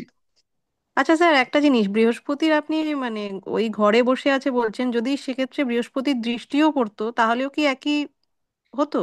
এর বৃহস্পতির দৃষ্টিতে হচ্ছে কি একটা কনফিউশন হয়ে যাবে। এবার বৃহস্পতিটা এখানে থাকলে ওই ঘরে দৃষ্টি পড়বে, বৃহস্পতি এখানে থাকলে ওই ঘরে দৃষ্টি পড়বে। তাহলে এবার কিন্তু ব্যাপারটা টোটালি ডিফারেন্ট। এবার এইখানে যে দৃষ্টি পড়লো, এইখানে হচ্ছে গিয়ে নবমপতির দ্বাদশে দৃষ্টি, এই জায়গাটা ঠিক বিদেশ যাত্রার জন্য খুব জমজমাট হলো না। হ্যাঁ, বরঞ্চ বৃহস্পতি হচ্ছে গিয়ে সোশ্যাল লাইফকে বুস্ট করার চেষ্টা করে। আপনি ঘর টর সংসার নিয়ে আর কি রয়েছেন, আপনার গৃহ শান্তিতেই আপনি রয়েছেন, বাড়িতে কোনো ঝামেলা অশান্তি কিছু নেই, ঠিকঠাক রয়েছেন, বা সোশ্যাল একটা গুড এনভায়রনমেন্ট ক্রিয়েট করে সেখানে থাকার চেষ্টা করছেন। এই ব্যাপারটাকে বৃহস্পতি বুস্ট করার চেষ্টা করে। তাহলে যেই বৃহস্পতি চতুর্থে চলে এলো, আপনার ঘর গেরস্থালিটা খুব স্ট্রং হয়ে গেল। হুম। ফলে ওই অবস্থানের ক্ষেত্রে যেটা, এই ব্যাপারটা দৃষ্টির ক্ষেত্রে সবসময় হবে না। পজিশনের একরকম ভ্যালু, আর অবস্থানের আরেক রকম ভ্যালু। যেমন এইখানে হচ্ছে গিয়ে, এইখানে যদি আমরা, এইটাতে যদি আমরা বলি নবমপতি বৃহস্পতি চতুর্থে আছে, নবমপতি বৃহস্পতি চতুর্থে আছে, এবং সেই বৃহস্পতির দৃষ্টি দ্বাদশে পড়েছে। মানে নবম মানে হচ্ছে পিতা, নবম মানে পিতা, পিতার যে পৈতৃক সম্পত্তি টম্পত্তি সেগুলো হচ্ছে গিয়ে বৃহস্পতি এখানে রয়েছে। এই চতুর্থের ষষ্ঠ, সেটা হচ্ছে এই ঘরটা, চতুর্থের ষষ্ঠপতি বৃহস্পতি সে চতুর্থে এসে বসলো। মানে বাড়ি জমি ষষ্ঠ মানে লিটিগেশন, আইনি ঝামেলা, মানে বাড়ি নিয়ে কিছু ঝামেলা হলো, তার দৃষ্টি কোথায় পড়লো? তার দৃষ্টি এই ঘরে পড়লো। এই ঘরে দৃষ্টি পড়ার কারণে প্রচুর ব্যয় হচ্ছে। তারপরে বাড়িতে ভাগ বাটোয়ারা নিয়ে দখল পেতে প্রচুর সমস্যা হচ্ছে, এবং সেই সমস্যার কারণে প্রচুর অর্থ ব্যয় হচ্ছে, অর্থহানি হচ্ছে। এইটা হচ্ছে একদম সিম্পল সিস্টেম। এই কানেকশন গুলোই স্যার একটু কমপ্লিকেটেড লাগছে এখন, এটা মানে তো শুরুর ভীষণ দিকে। কমপ্লিকেটেড কানেকশন, এটা তো একদিনের গল্প নয়। এই কানেকশন গুলোই আমরা আস্তে আস্তে শিখবো, এবং একটা সময় আমাদের আসবে যে আমরা এই কানেকশন গুলো বুঝতে পারছি। এই কানেকশন গুলো শুনতে শুনতে আমরা বুঝতে পারবো। এটা জ্যোতিষশাস্ত্র, অনেকে এখন বলছে যে আমরা 3 দিনে শিখিয়ে দেবো। কौन कहता है জ্যোতিষ 3 दिन में सिखा नहीं जा सकता, এরকম বলছে, আমরা দেখছি ফেসবুকে। কিন্তু এরা হচ্ছে গিয়ে যেটা, মানে একটা মানে খুব বড় রকমের বিজনেস সিস্টেম চলছে, যে একদিনে আমি এটাকে শিখে নেবো। একদিনে তো মানে জ্যোতিষের জ পর্যন্ত যেতে 2 দিন লেগে যায়, মানে 2টো ক্লাস লেগে যায়। এবং আপনারা যে জায়গাটাতে এখন রয়েছে, এই জায়গাটাতে পৌঁছতে মোটামুটি যে কোনো ইনস্টিটিউশনে 1 থেকে 1.5 বছর লাগবে।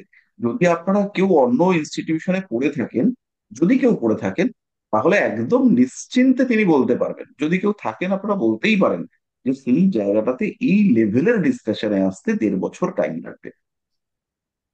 কেউ আছেন আমাদের সঙ্গে যারা অন্য কোথাও পড়াশোনা করেছেন?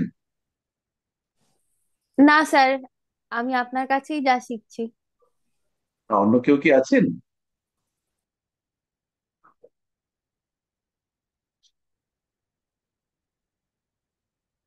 আচ্ছা। এই এই এই জায়গাটাতে আসতে আমাদের টাইম লাগবে। হুম। আমরা মানলেও লাগবে, না মানলেও লাগবে, কোনো কোথাও পড়লেও লাগবে, পড়লো না, তাতে কিছু আসবে যাবে না। তো যাই হোক না কেন, তাহলে এইটা আমরা বুঝতে পারলাম। এবং আমাদের আজকের যেটা লাস্ট টপিক, এটা হচ্ছে গ্রহদের বলবৎ, গ্রহদের শক্তি, গ্রহদের স্ট্রেংথ। স্যার, আমার হুম।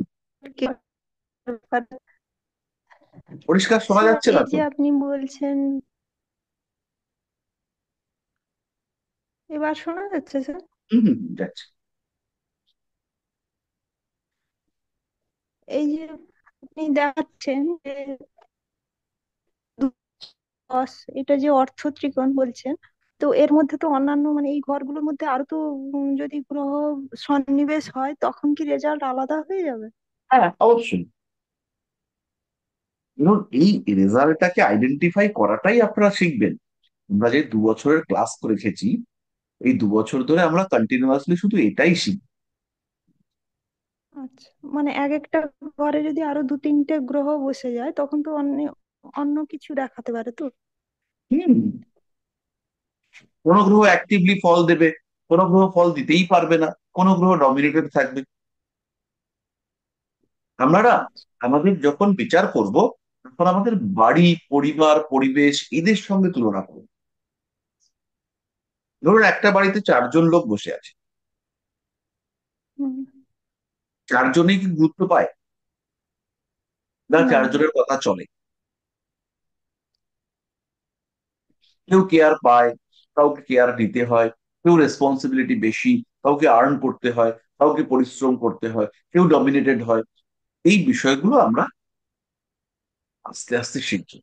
ব্যাপারগুলোকে আপনি সমস্তটাকে এই গ্রহদের অ্যাক্টিভিটিস গুলোকে আপনাদের নিজেদের জীবনের সঙ্গে কম্পেয়ার করাবেন। বুঝা গেল? আর আমাদের এই মানে শিক্ষাগত, হ্যাঁ হ্যাঁ, আর আমার একটা প্রশ্ন হচ্ছে এই যে আমরা 2 বছরের কোর্স করছি, তো আমরা যে শিখছি, মানে আমি তো একদম ফার্স্ট, একদম নতুন শিখছি, তো এখানে আমি 2 বছরের পরে আমার মানে মানটা, আমার শিক্ষাগত যোগ্যতাটা কি হিসাবে ধরবো? মানে মাধ্যমিক থেকে ধরি যদি, তাহলে কি মাস্টার ডিগ্রি ধরবো 2 বছরের কম, মানে কমপ্লিট করে আর কি?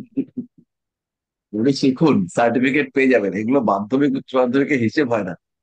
আপনার শেখা চলতে থাকবে, 2 পয়সা আয় হতে থাকবে। ঠিক আছে স্যার, ধন্যবাদ, রাখছি।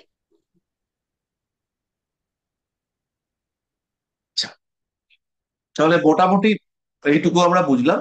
এবার আমাদের যেটা ভীষণ ভাবে পড়তে হবে সেটা হচ্ছে উমার প্রশ্নটার সঙ্গে অ্যাসোসিয়েটেড। ধরুন এই ঘরটার মধ্যে, আমরা এই ঘরটাতে দেখলাম চাঁদ আছে, শনি আছে, বুধ আছে,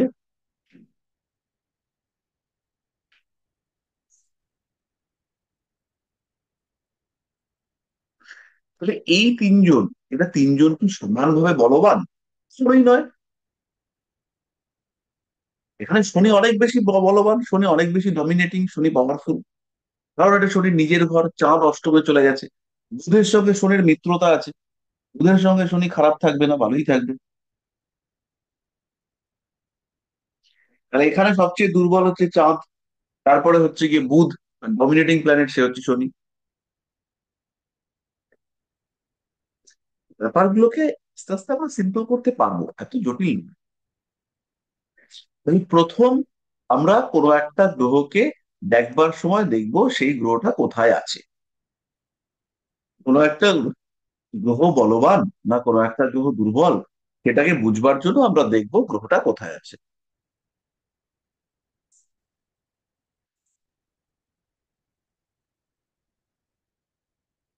তাহলে বৃহস্পতিকে আমরা নিলাম, বৃহস্পতিকে নিয়ে আমরা এখানে বসিয়ে দিচ্ছি।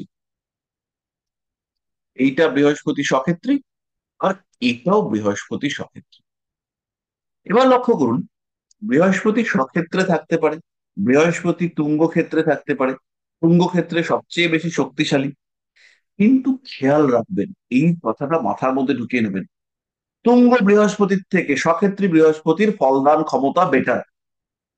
সে আপনাকে তৃপ্তি দিতে পারবে, সে আপনাকে শান্তি দিতে পারবে।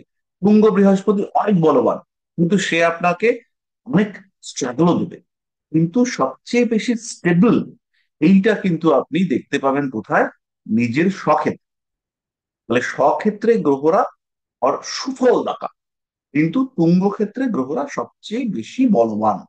তাহলে কোথায় সবচেয়ে বেশি বলবান? তুঙ্গ ক্ষেত্রে। তারপরে কোথায়? মূল ত্রিকোণে। তারপরে কোথায়? স্বক্ষেত্রে, দুটো স্বক্ষেত্র। তারপরে কোথায়? মিত্র ক্ষেত্র। মিত্র ক্ষেত্র কোথায় কোথায় আছে? মঙ্গলের ঘর, রবির ঘর, হুম, এটা তার নিজের ঘর, মঙ্গলের ঘর আর রবির ঘর, মিত্র ক্ষেত্র। তারপরে দুর্বল হতে শুরু করবে। কোথায় গিয়ে দুর্বল? পুত্র ক্ষেত্রে। তাহলে প্রথম যে জিনিসটা হলো সেটা হলো প্লেসমেন্ট, অবস্থান। আশা করি মোটামুটি ব্যাপারটা পরিষ্কার। প্রথম গ্রহদের বলবত্তার জন্য আমরা দেখব গ্রহটার অবস্থান কোথায় বসে আছে। এবার দুটো গ্রহেরই সক্ষেত্রী, এটা হচ্ছে এখানে সক্ষেত্রী, এখানেও সক্ষেত্রী, এখানেও সক্ষেত্রী। কোথায় শুভ ফল দেবে, কোথায় বেটার? তাহলে এবার আমরা দেখব বার অবস্থান, কিন্তু লগ্ন সাপেক্ষে। তাহলে প্রথম অবস্থায় আমরা কি দেখলাম? ক্ষেত্র বা রাশি সাপেক্ষে অবস্থান। দ্বিতীয় আমরা কি দেখব? আমরা দেখব লগ্ন সাপেক্ষে অবস্থান। তাহলে লগ্ন সাপেক্ষে আমরা অবস্থান দেখব। এটা হচ্ছে ষষ্ঠে আছে, এটা নবমে আছে। এতে আপনারা খুব সহজে বুঝতে পারবেন যে কোনটা বেশি বলবান। চোখ বন্ধ করলেই বুঝতে পারবেন এটা হচ্ছে গিয়ে নবমে বৃহস্পতি বেশি বলবান। কারণ গুরু যদি গুরুর ঘরে থাকে, অবশ্যই গুরু যদি গুরুর ঘরে থাকে, সে শুভ ফলদান। তাহলে প্রথমে আমরা কি শুনলাম? রাশি সাপেক্ষে অবস্থান। দ্বিতীয় আমরা কি শুনলাম? সেটা হচ্ছে লগ্ন সাপেক্ষে অবস্থান। পরিষ্কার? 3 নম্বর হচ্ছে ক্ষেত্র সাপেক্ষে অবস্থান। 3 নম্বর হলো ক্ষেত্র সাপেক্ষে অবস্থান।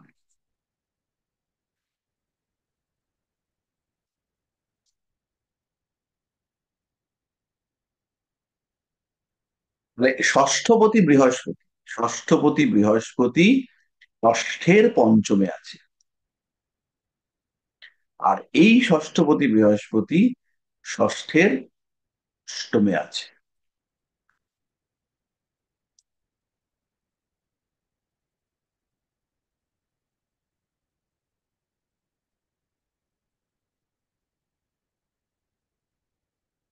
তাহলে ষষ্ঠপতি বৃহস্পতি 1 নম্বর কেসে ষষ্ঠের পঞ্চমে আছে, ষষ্ঠপতি বৃহস্পতি ষষ্ঠের অষ্টমে আছে। কোনটা বেটার হলো? নিশ্চয়ই বুঝতে পারছেন।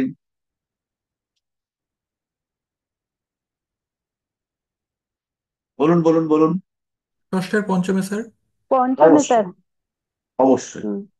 তাহলে ষষ্ঠ ভাবের জন্য, এবার লক্ষ্য করুন, এবার কমপ্লিকেশন তৈরি হচ্ছে। ষষ্ঠ ভাবের জন্য বৃহস্পতির এই অবস্থাটা বেটার। ষষ্ঠপতি লগ্নে থেকে তাহলে কি করবে যদি এখানে থাকতো? তাহলে এটা খুব একটা শুভ অবস্থান হতো না। এখানে বৃহস্পতি সংক্রান্ত শারীরিক সমস্যা ইত্যাদি দেখতে পাওয়া যেত। তারপরে ধীরে ধীরে সুস্থতা আসতো। কিন্তু বৃহস্পতির আরেকটি ক্ষেত্র আছে। সেটা কোন ক্ষেত্র? সেটা হচ্ছে নবম। তাহলে নবমপতি নবমের দ্বিতীয় আছে, আর নবমপতি নবমের পঞ্চমে আছে। তাহলে কোনটা বেটার হলো?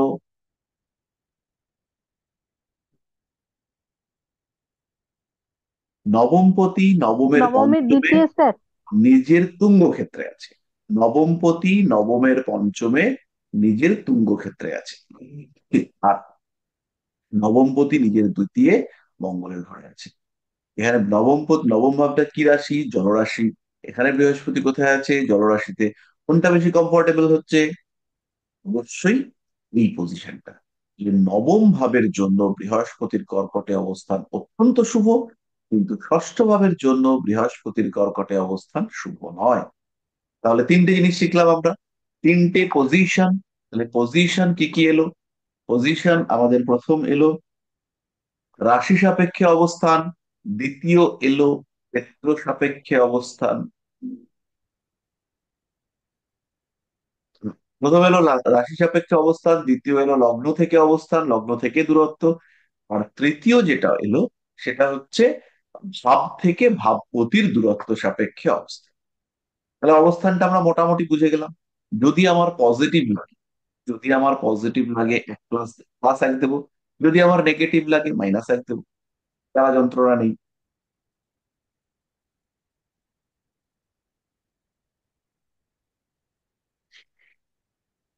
এরপরে হচ্ছে এই বৃহস্পতি কোন যোগে পার্টিসিপেট করেছে কিনা। এইখানে আমরা দেখতে পাচ্ছি এখানে 4 রকমের যোগ আছে। 4 রকম যোগ, অ্যাকচুয়ালি 5 রকম যোগ আছে। 4 রকম যোগকে আমরা ধরি। তার মধ্যে প্রথম যে যোগটা হচ্ছে সেটা হচ্ছে ক্ষেত্র বিনিময়। তাহলে এখানে হচ্ছে গিয়ে মঙ্গল আছে। তাহলে এখানে মঙ্গল চলে এলো। তাহলে মঙ্গল আর বৃহস্পতির ক্ষেত্র বিনিময় হয়ে গেল। তাহলে এই ক্ষেত্র বিনিময় যদি হয়, আমরা বলবো এটা হচ্ছে বলবান। সম্পর্কটা হচ্ছে বলবান, বৃহস্পতির বলবত্তা বাড়লো। এবার যদি এই মঙ্গলের ক্ষেত্র বিনিময়ই হয়েছে, কিন্তু এই ক্ষেত্র বিনিময়, এবার বলবত্তা অতটা বাড়লো না। কেন বাড়লো না? কারণ হচ্ছে গিয়ে এই সম্পর্কটা হচ্ছে নবম পঞ্চম সম্পর্ক। বৃহস্পতির এই ক্ষেত্র হচ্ছে নবম পঞ্চম সম্পর্ক। আর এই মঙ্গলই যদি এইখানে চলে যায়, এই মঙ্গলকেই যদি আমরা দেখতে পাই, মঙ্গল এইখানটাতে গিয়ে রয়েছে, তাহলে এখানে হচ্ছে দ্বিদ্বাদশ সম্পর্ক। 2 বার মঙ্গলের থেকে বৃহস্পতি দ্বিতীয়, আর বৃহস্পতির থেকে মঙ্গল দ্বাদশে। পরিষ্কার হলো এই জায়গাটা? তাহলে ক্ষেত্র বিনিময় সম্পর্কটা আমরা বুঝলাম। এরপরে হচ্ছে দৃষ্টি বিনিময়। দৃষ্টি বিনিময় কিরকম? একজন আরেকজনকে দেখছে, এই দেখছে, এই দৃষ্টি পড়লো,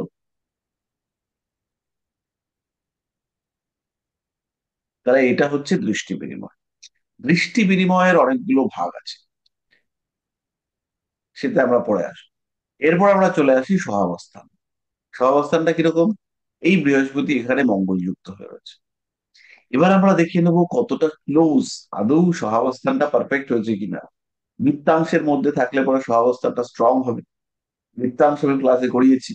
তাহলে বৃহস্পতি এবং মঙ্গলের মধ্যে এটা হচ্ছে দৃষ্টি বিনিময়, আর এইটা যেটা হলো সেটা হচ্ছে সহাবস্থান। একত্রে এরা রয়েছে।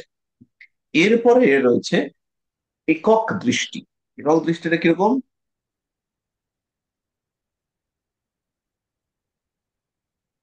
এই হচ্ছে গিয়ে মঙ্গল রইলো, আর বৃহস্পতির এইখান থেকে দৃষ্টি পড়ল। এটা হচ্ছে একক দৃষ্টি। বৃহস্পতি মঙ্গলকে দেখছে, কিন্তু মঙ্গল বৃহস্পতিকে দেখছে না। এটা হচ্ছে একক দৃষ্টি। আরেকটা রয়েছে একেতর দৃষ্টি। এবার হচ্ছে গন্ডগোল। একেতর দৃষ্টিটা কিরকম? বৃহস্পতি এখানে রয়েছে, মঙ্গল বৃহস্পতির ক্ষেত্রে বসে, মঙ্গল কোনো একটা গ্রহ যদি অপর কোনো গ্রহের ক্ষেত্রে বসে সেই গ্রহটিকে দৃষ্টি দেয়, তাহলে মঙ্গল বৃহস্পতির ক্ষেত্রে বসে বৃহস্পতিকে দেখছে। এই দৃষ্টির নাম হচ্ছে একেতর দৃষ্টি। তাহলে 5 রকম সম্পর্ক বললাম। একটা হচ্ছে ক্ষেত্র বিনিময়, 2 হচ্ছে সহাবস্থান, 3 হচ্ছে দৃষ্টি বিনিময়, 4 হচ্ছে একক দৃষ্টি, 5 হচ্ছে একেতর দৃষ্টি। 6 নম্বর সম্পর্ক একটা রয়েছে, সেটাকে বলে নাক্ষত্রিক বিনিময়।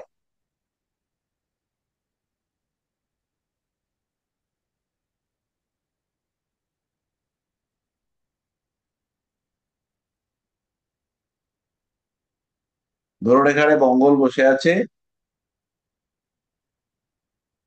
16 নম্বর নক্ষত্রে, মানে বিশাখায়, আর বৃহস্পতি বসে আছে 5 নম্বর নক্ষত্রে। হ্যাঁ, মৃগশিরায়। তাহলে বৃহস্পতি 5 নম্বর নক্ষত্রে, মঙ্গল 16 নম্বর নক্ষত্রে। কারোর কোনো দৃষ্টি দৃষ্টি কিছু নেই, যদিও মঙ্গলের দৃষ্টি বৃহস্পতির উপরে পড়েছে, কিন্তু এই সম্পর্কটা হচ্ছে নক্ষত্রিক বিনিময় সম্পর্ক। মঙ্গল এখানে নাই থাকতে পারতো, মঙ্গল অন্য কোথাও থেকেও বৃহস্পতি নক্ষত্রে থাকতে পারতো। হতেই পারে মঙ্গল নিচস্থ হয়ে গেছে, মঙ্গল এখানে না থেকে এখানে থাকতে পারতো।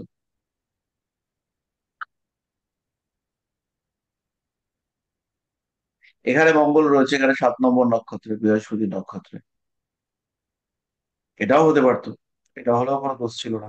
এই ক্ষেত্রেও বৃহস্পতি মঙ্গলের নক্ষত্রে, মঙ্গল বৃহস্পতির নক্ষত্রে। তো গ্রহরা যদি কোনো গ্রহের সঙ্গে সম্পর্ক সৃষ্টি করে এবং সেই সম্পর্কটা যদি স্ট্রং হয়, তাহলে গ্রহদের উপরে প্রভাব বৃদ্ধি পায়। যদি আমরা দেখি এই প্রভাব বৃদ্ধি কারণ গ্রহদের কারণে গ্রহরা দুর্বল হচ্ছে বা পীড়িত হচ্ছে, সেই ক্ষেত্রে আমরা বুঝতে পারবো গ্রহদের বলবত্তা কমছে। যেমন যদি আমরা দেখি যে বৃহস্পতির উপরে রাহুর দৃষ্টি রয়েছে, এখানে রাহুর দৃষ্টি রয়েছে, এখানে রাহুর দৃষ্টি বৃহস্পতির উপর আর বৃহস্পতির দৃষ্টি রাহুর উপর।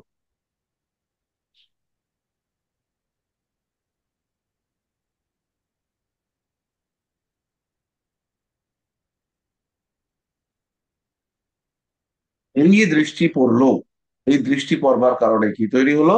এই দৃষ্টি পড়বার কারণে সরাসরি রাহু বৃহস্পতিকে দুর্বল করলো, কিন্তু রাহু কিছুটা ব্যালেন্স স্টেটে এলো। তাহলে এই যে দৃষ্টি, এর ফলেও গ্রহের বলবৎ কমবে। তাহলে এখানে যে বৃহস্পতি অবস্থান করে রয়েছে, শত্রু ক্ষেত্রস্থ বৃহস্পতি, লগ্ন থেকে দ্বাদশ ভাবস্থ বৃহস্পতি, বৃহস্পতির সঙ্গে রাহুর সংযোগ হওয়ার কারণে দুর্বল বৃহস্পতি। তাহলে এই সমস্ত কিছু মিলে কি ঘটনাটা ঘটলো? এই ঘরটাতে বৃহস্পতি বলবৎটা পায়নি, বৃহস্পতি এখানে অশুভ এবং তার সঙ্গে সঙ্গে আবশ্যিকভাবে দুর্বল।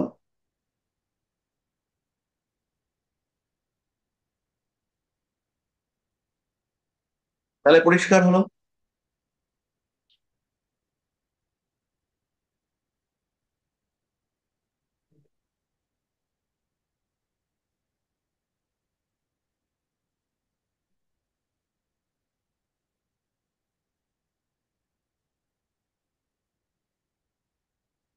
স্যার একটা প্রশ্ন করব।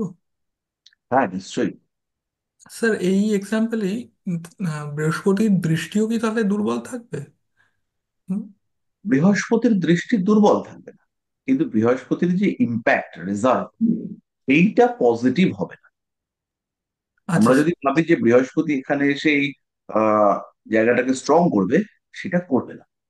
তবে এখানে একটা জিনিস আমরা অবশ্যই বলবো, চতুর্থ ভাবে রাহু যে অশান্তি দিত, বৃহস্পতি তাকে কিছুটা হলেও নিউট্রালাইজ করবে। আচ্ছা স্যার। এবার কিভাবে করবে? যেহেতু দ্বাদশে আছে, এক্সটার্নাল কোনো পাবলিকের ইনফ্লুয়েন্স হতে পারে, এটা পয়সা খরচের মাধ্যমে হতে পারে, এটা পৈতৃক সম্পত্তি বন্টন সংক্রান্ত অসুবিধা, আমি কিছুটা স্যাক্রিফাইস করে দিলাম, ফলে হতে পারে। রাহুর কারণে যে উৎপীড়ন সৃষ্টি হয়েছিল, সেইখানে কিছুটা সামাজিকতা বোধ, কিছুটা মানিয়ে নেওয়ার চেষ্টা, এই সমস্ত মিলেমিশে কিছুটা হচ্ছে গিয়ে ঠিকঠাক হওয়ার দিকে একটু এগিয়ে যাওয়া, সেটা দেখতে পাওয়া যায়। ঠিক আছে, ঠিক আছে স্যার।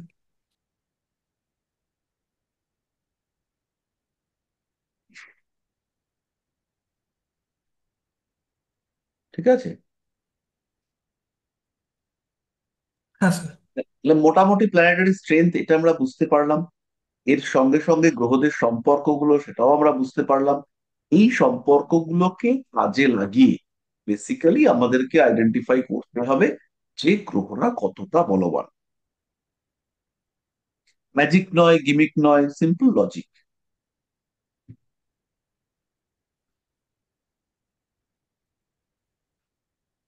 আচ্ছা, আর কারোর কোনো প্রশ্ন?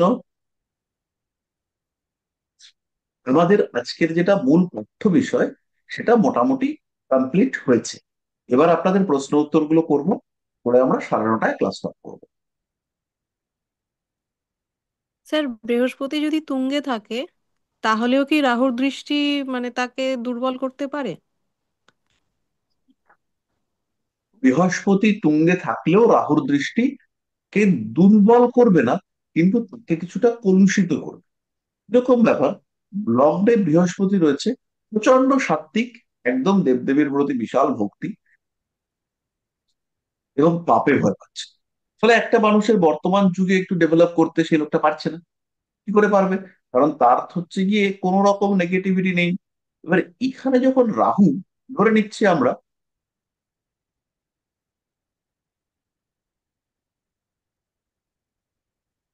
উম বৃহস্পতি তুঙ্গ হয়ে লোকটা লগ্নেই বসে আছে, আর এখানে রাহু রয়েছে।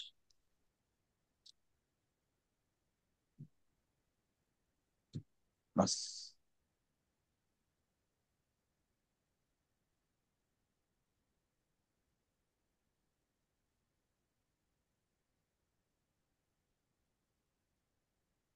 দুজন দুজনকে দেখছে। এবার এই যে রাহুটা বসলো 5 নম্বর ঘরে, 5 নম্বর ঘর মানে হচ্ছে কি হাউস অফ ক্রিয়েশন। এখান থেকে আমরা ডিজায়ার দেখবো, এখান থেকে আমরা প্রেম দেখবো, এই সমস্ত গুলো দেখবো। এখানে যদি রাহু না থাকে, পুরো চার্টটাকে কন্ট্রোল করবে বৃহস্পতি।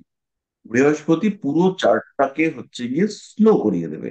স্লো করিয়ে দেওয়া মানে কি, এর গ্রোথ স্লো হয়ে যাবে, এর আহ ভালো লাগা ভালোবাসা সেই জায়গাগুলোর মধ্যে একটা রেস্ট্রিকশন চলে আসবে। প্রেম করতে চাইলে করতে পারবে না, কি হবে প্রেম করলে যদি লোকে কিছু বলে বাবা, এই জায়গাগুলোতে ব্লকেজ চলে আসবে। তো এবার যেই মাত্র রাহু 5th হাউসে চলে এলো, এবার বৃহস্পতি রাহুর নেগেটিভিটি গুলোকে কন্ট্রোল করে দেবে। রাহু যে হিউজ ডিজায়ার, প্রচুর প্রেম করবো, 5 নম্বরে রাহু মানে অনেকগুলো প্রেম করতে হবে, একাধিক সম্পর্কের দিকে আমাকে এগোতে হবে, জল তত্ত্বের রাহু আছে, এই সমস্ত না করে গেলে যমরাজ কি বলবে, এরকম নানা রকম প্রশ্ন মনের মধ্যে জেগে উঠবে। কিন্তু হচ্ছে গিয়ে যেই বৃহস্পতি দৃষ্টি পড়লো, কোন ব্যাপারটা ব্যালেন্স হয়ে গেল। আর বৃহস্পতির যে তুঙ্গ হওয়ার কারণে অতি সাত্ত্বিকতা, সেটাও হচ্ছে গিয়ে ব্যালেন্স হয়ে গেল।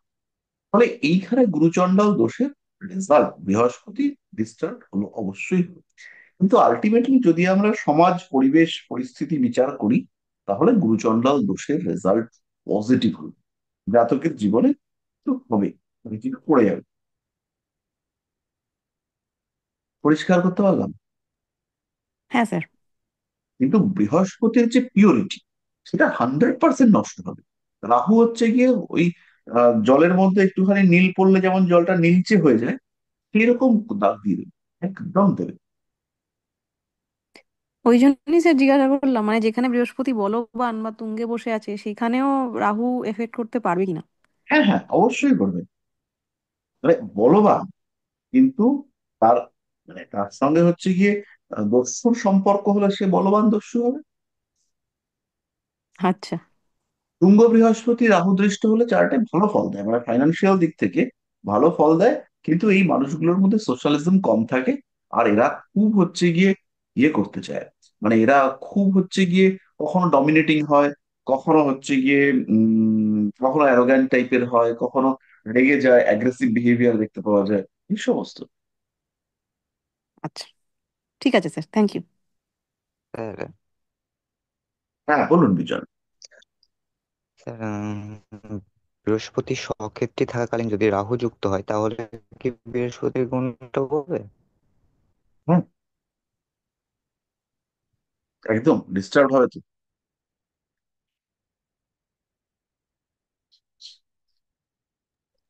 স্যার, আমার একটা প্রশ্ন ছিল। হ্যাঁ বলুন। যদি বৃহস্পতি যদি আহ নিচস্থ হয় কিন্তু নবমে থাকে আর রাহুও যুক্ত থাকে, তাহলে সেক্ষেত্রে কি আহ, তার ফলটা নিশ্চয়ই মানে কম হবে অনেক, না? কম তো হবেই, এবং এই মানুষটাকে হচ্ছে কি বারবার ভাগ্য বিপর্যয়ের সম্মুখীন হতে হবে, হুম ভীষণ স্ট্রেসফুল লাইফ হয়ে যাবে। বৃহস্পতি বলবান হয়ে রাহু দৃষ্ট হলে ঠিক আছে, কিন্তু নিচস্থ বৃহস্পতি যদি রাহু যুক্ত হয়, সেই ক্ষেত্রে এই হুম। মানুষটার কিন্তু ডিস্টারবেন্সের মাত্রা বাড়বে। আর নবমে থাকলেও, মানে যদিও সেটা হয়তো নবম ইয়েতে রয়েছে, স্থানে রয়েছে, হ্যাঁ, মানে নবমানে তার এই হয়তো যার নবম কথা বলবেন তার বৃষ লগ্ন হবে। নবম মানে মকর, মকরে হ্যাঁ বৃহস্পতি নিচস্থ। হ্যাঁ হ্যাঁ, একদম। মানে এবার এখানে হচ্ছে কি বৃহস্পতি অষ্টমপতি হয়ে নবমে বসে গেল, অষ্টমপতি হয়ে বৃহস্পতি নবমে বসলো, তাহলে সে তো ভালো রকম ডিস্টার্ব করবে। আচ্ছা, ওকে ওকে।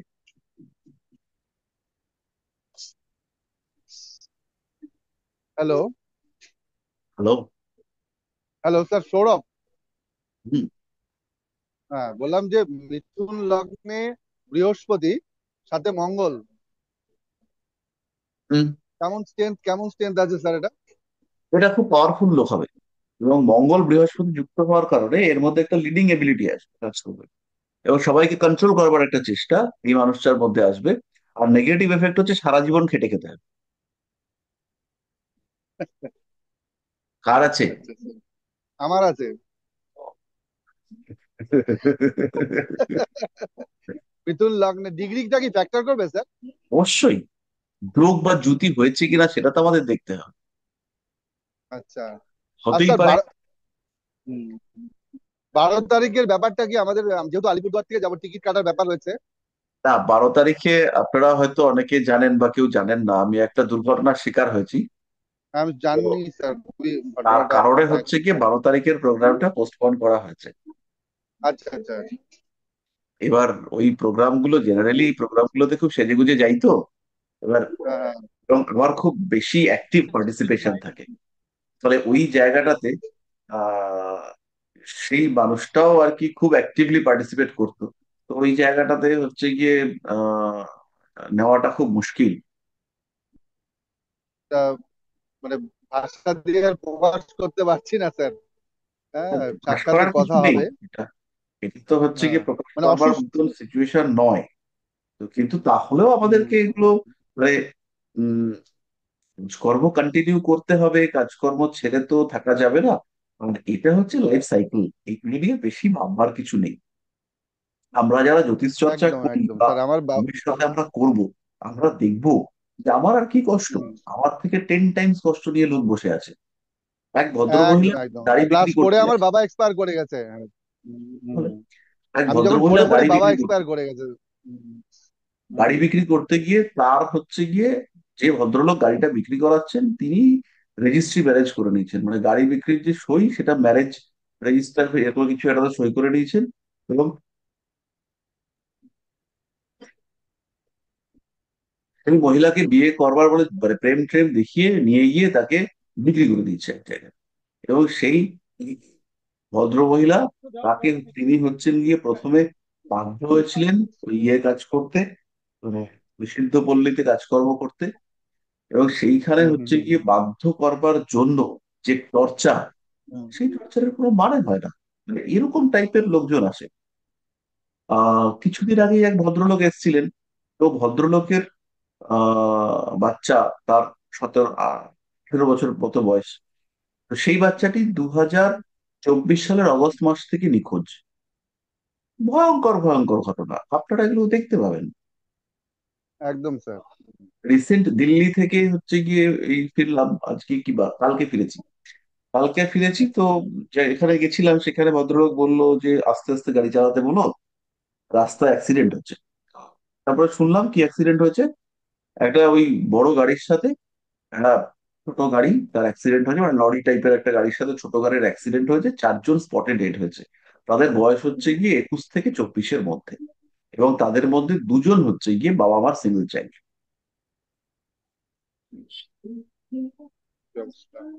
বললাম স্যার আরেকটা কোশ্চেন করবো। নিশ্চয়ই। সেভেন্থ হাউসের যদি চন্দ্র থাকে এবং আগে আর পরে কোনো গ্রহ না থাকে, মিথুন লগ্ন, বৃহস্পতি আর মঙ্গল হচ্ছে লগ্নে, তাহলে কি এটা কেমুদ্রুম যোগ হলো? হেমদ্রুম যোগ তো হলোই। আপনার বিয়ে মানে হয়েছে? দৃষ্টি দিয়ে কোনো হ্যাঁ, আমার হ্যাঁ। হ্যাঁ হয়ে গেছে স্যার। তাহলে এই যোগে হচ্ছে গিয়ে সাধারণত ঘ্যান ঘ্যানে বউ হয়।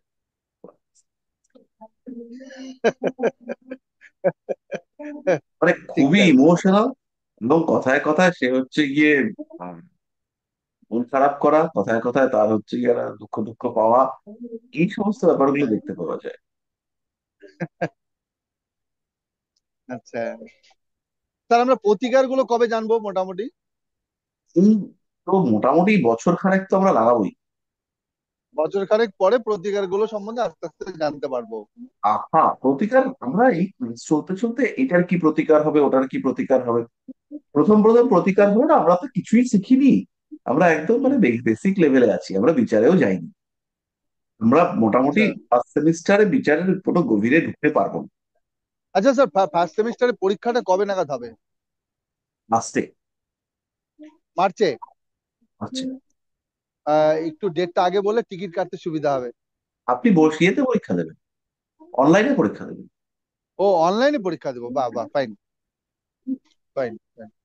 আচ্ছা আচ্ছা, খুব ভালো, থ্যাংক ইউ স্যার। আর যদি কারো কোশ্চেন থাকে আমি বেরিয়ে যাচ্ছি। স্যার, হ্যাঁ স্যার, একটা কোশ্চেন ছিল। হ্যাঁ, বলুন।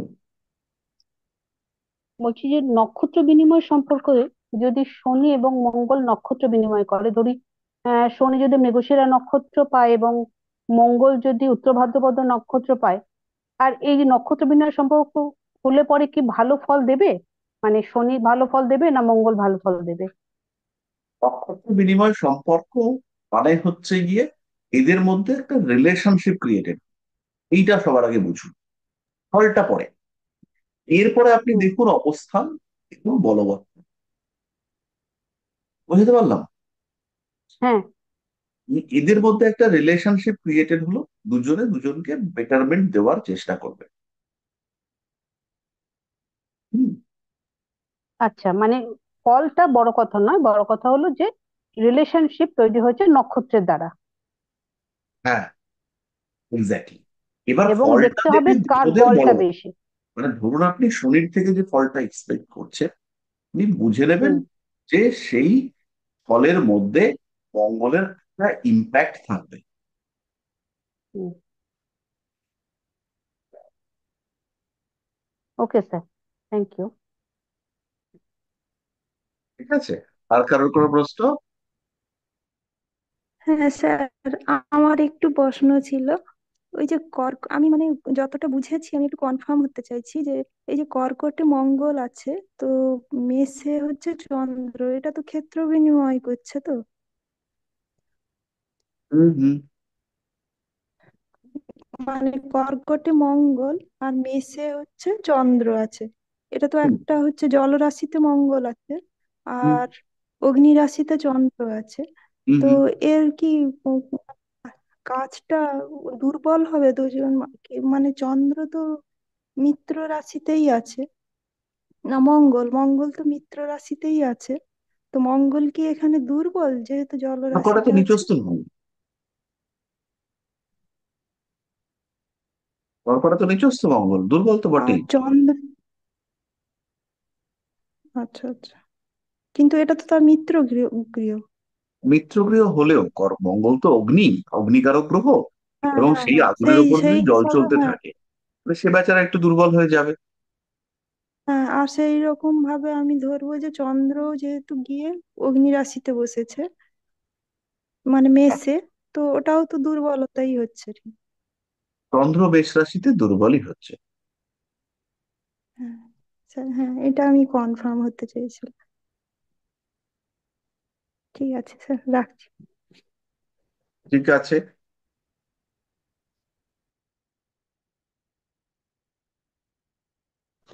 ওই, স্যার। রিঙ্কু বলুন। হ্যাঁ স্যার, বলছি যে আহ, আপনি বললেন বৃহস্পতি যে বুধের সৎ পুত্র বা সৎ ছেলে, তো বুধের ঘরে যদি কারো কন্যা রাশিতে বৃহস্পতি থাকে, তাহলে কি তার আর্থিক ভাগ্য ভালো হবে স্যার? হ্যাঁ, হতেই পারে। কোন লগ্ন? সিংহ লগ্ন। সিংহ লগ্নে দ্বিতীয় বৃহস্পতি খারাপ নয়, ভালো, নিজেকে সেলফ প্রফেশনে যেতে হবে। Self profession. আচ্ছা হ্যাঁ, ভালো স্যার। করবে।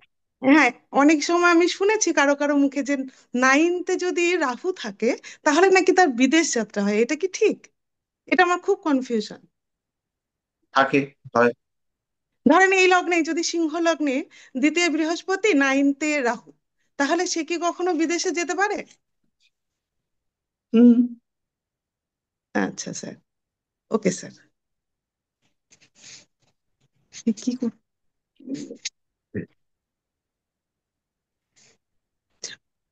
স্যার। হুম। স্যার বলছি স্যার, এই যে চারিধারে যেটা শোনা যায়, যেটা যে 2025 হচ্ছে মঙ্গলের বছর, এটা কতটা কি স্যার ইয়ের?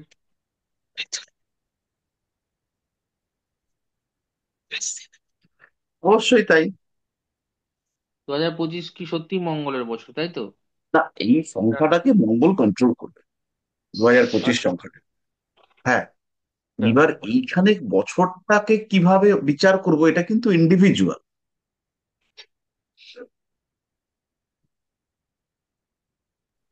এই বছরে আপনার একটা প্রেডিকশন বলবেন? আর এই বছরের জন্য আপনার একটা প্রেডিকশন যেটা আপনি ভেবেছেন বা আমি তো আপনি প্রথম প্রেডিকশন করেছি, আমি তো 2025 নিয়ে ঝাঁকে ঝাঁকে ভিডিও করে ফেলেছি, পাঁচখানা সিরিজ। মনে হয় যে এটা হবেই 100% প্রেডিক্টেড 100% প্রেডিক্টেড হবে না। Accuracy wise. অ্যাকিউরেসি 100% আসে না তো। 99.99% ওয়াইজ একটা বলে শুনি। তো এই বছরে হচ্ছে গিয়ে আহ যেটা আমরা দেখব, বেশ কিছু জায়গায় পলিটিক্যাল চেঞ্জ হতে দেখতে পাওয়া যাবে। হ্যাঁ, বেশ কিছু জায়গায়। ওকে।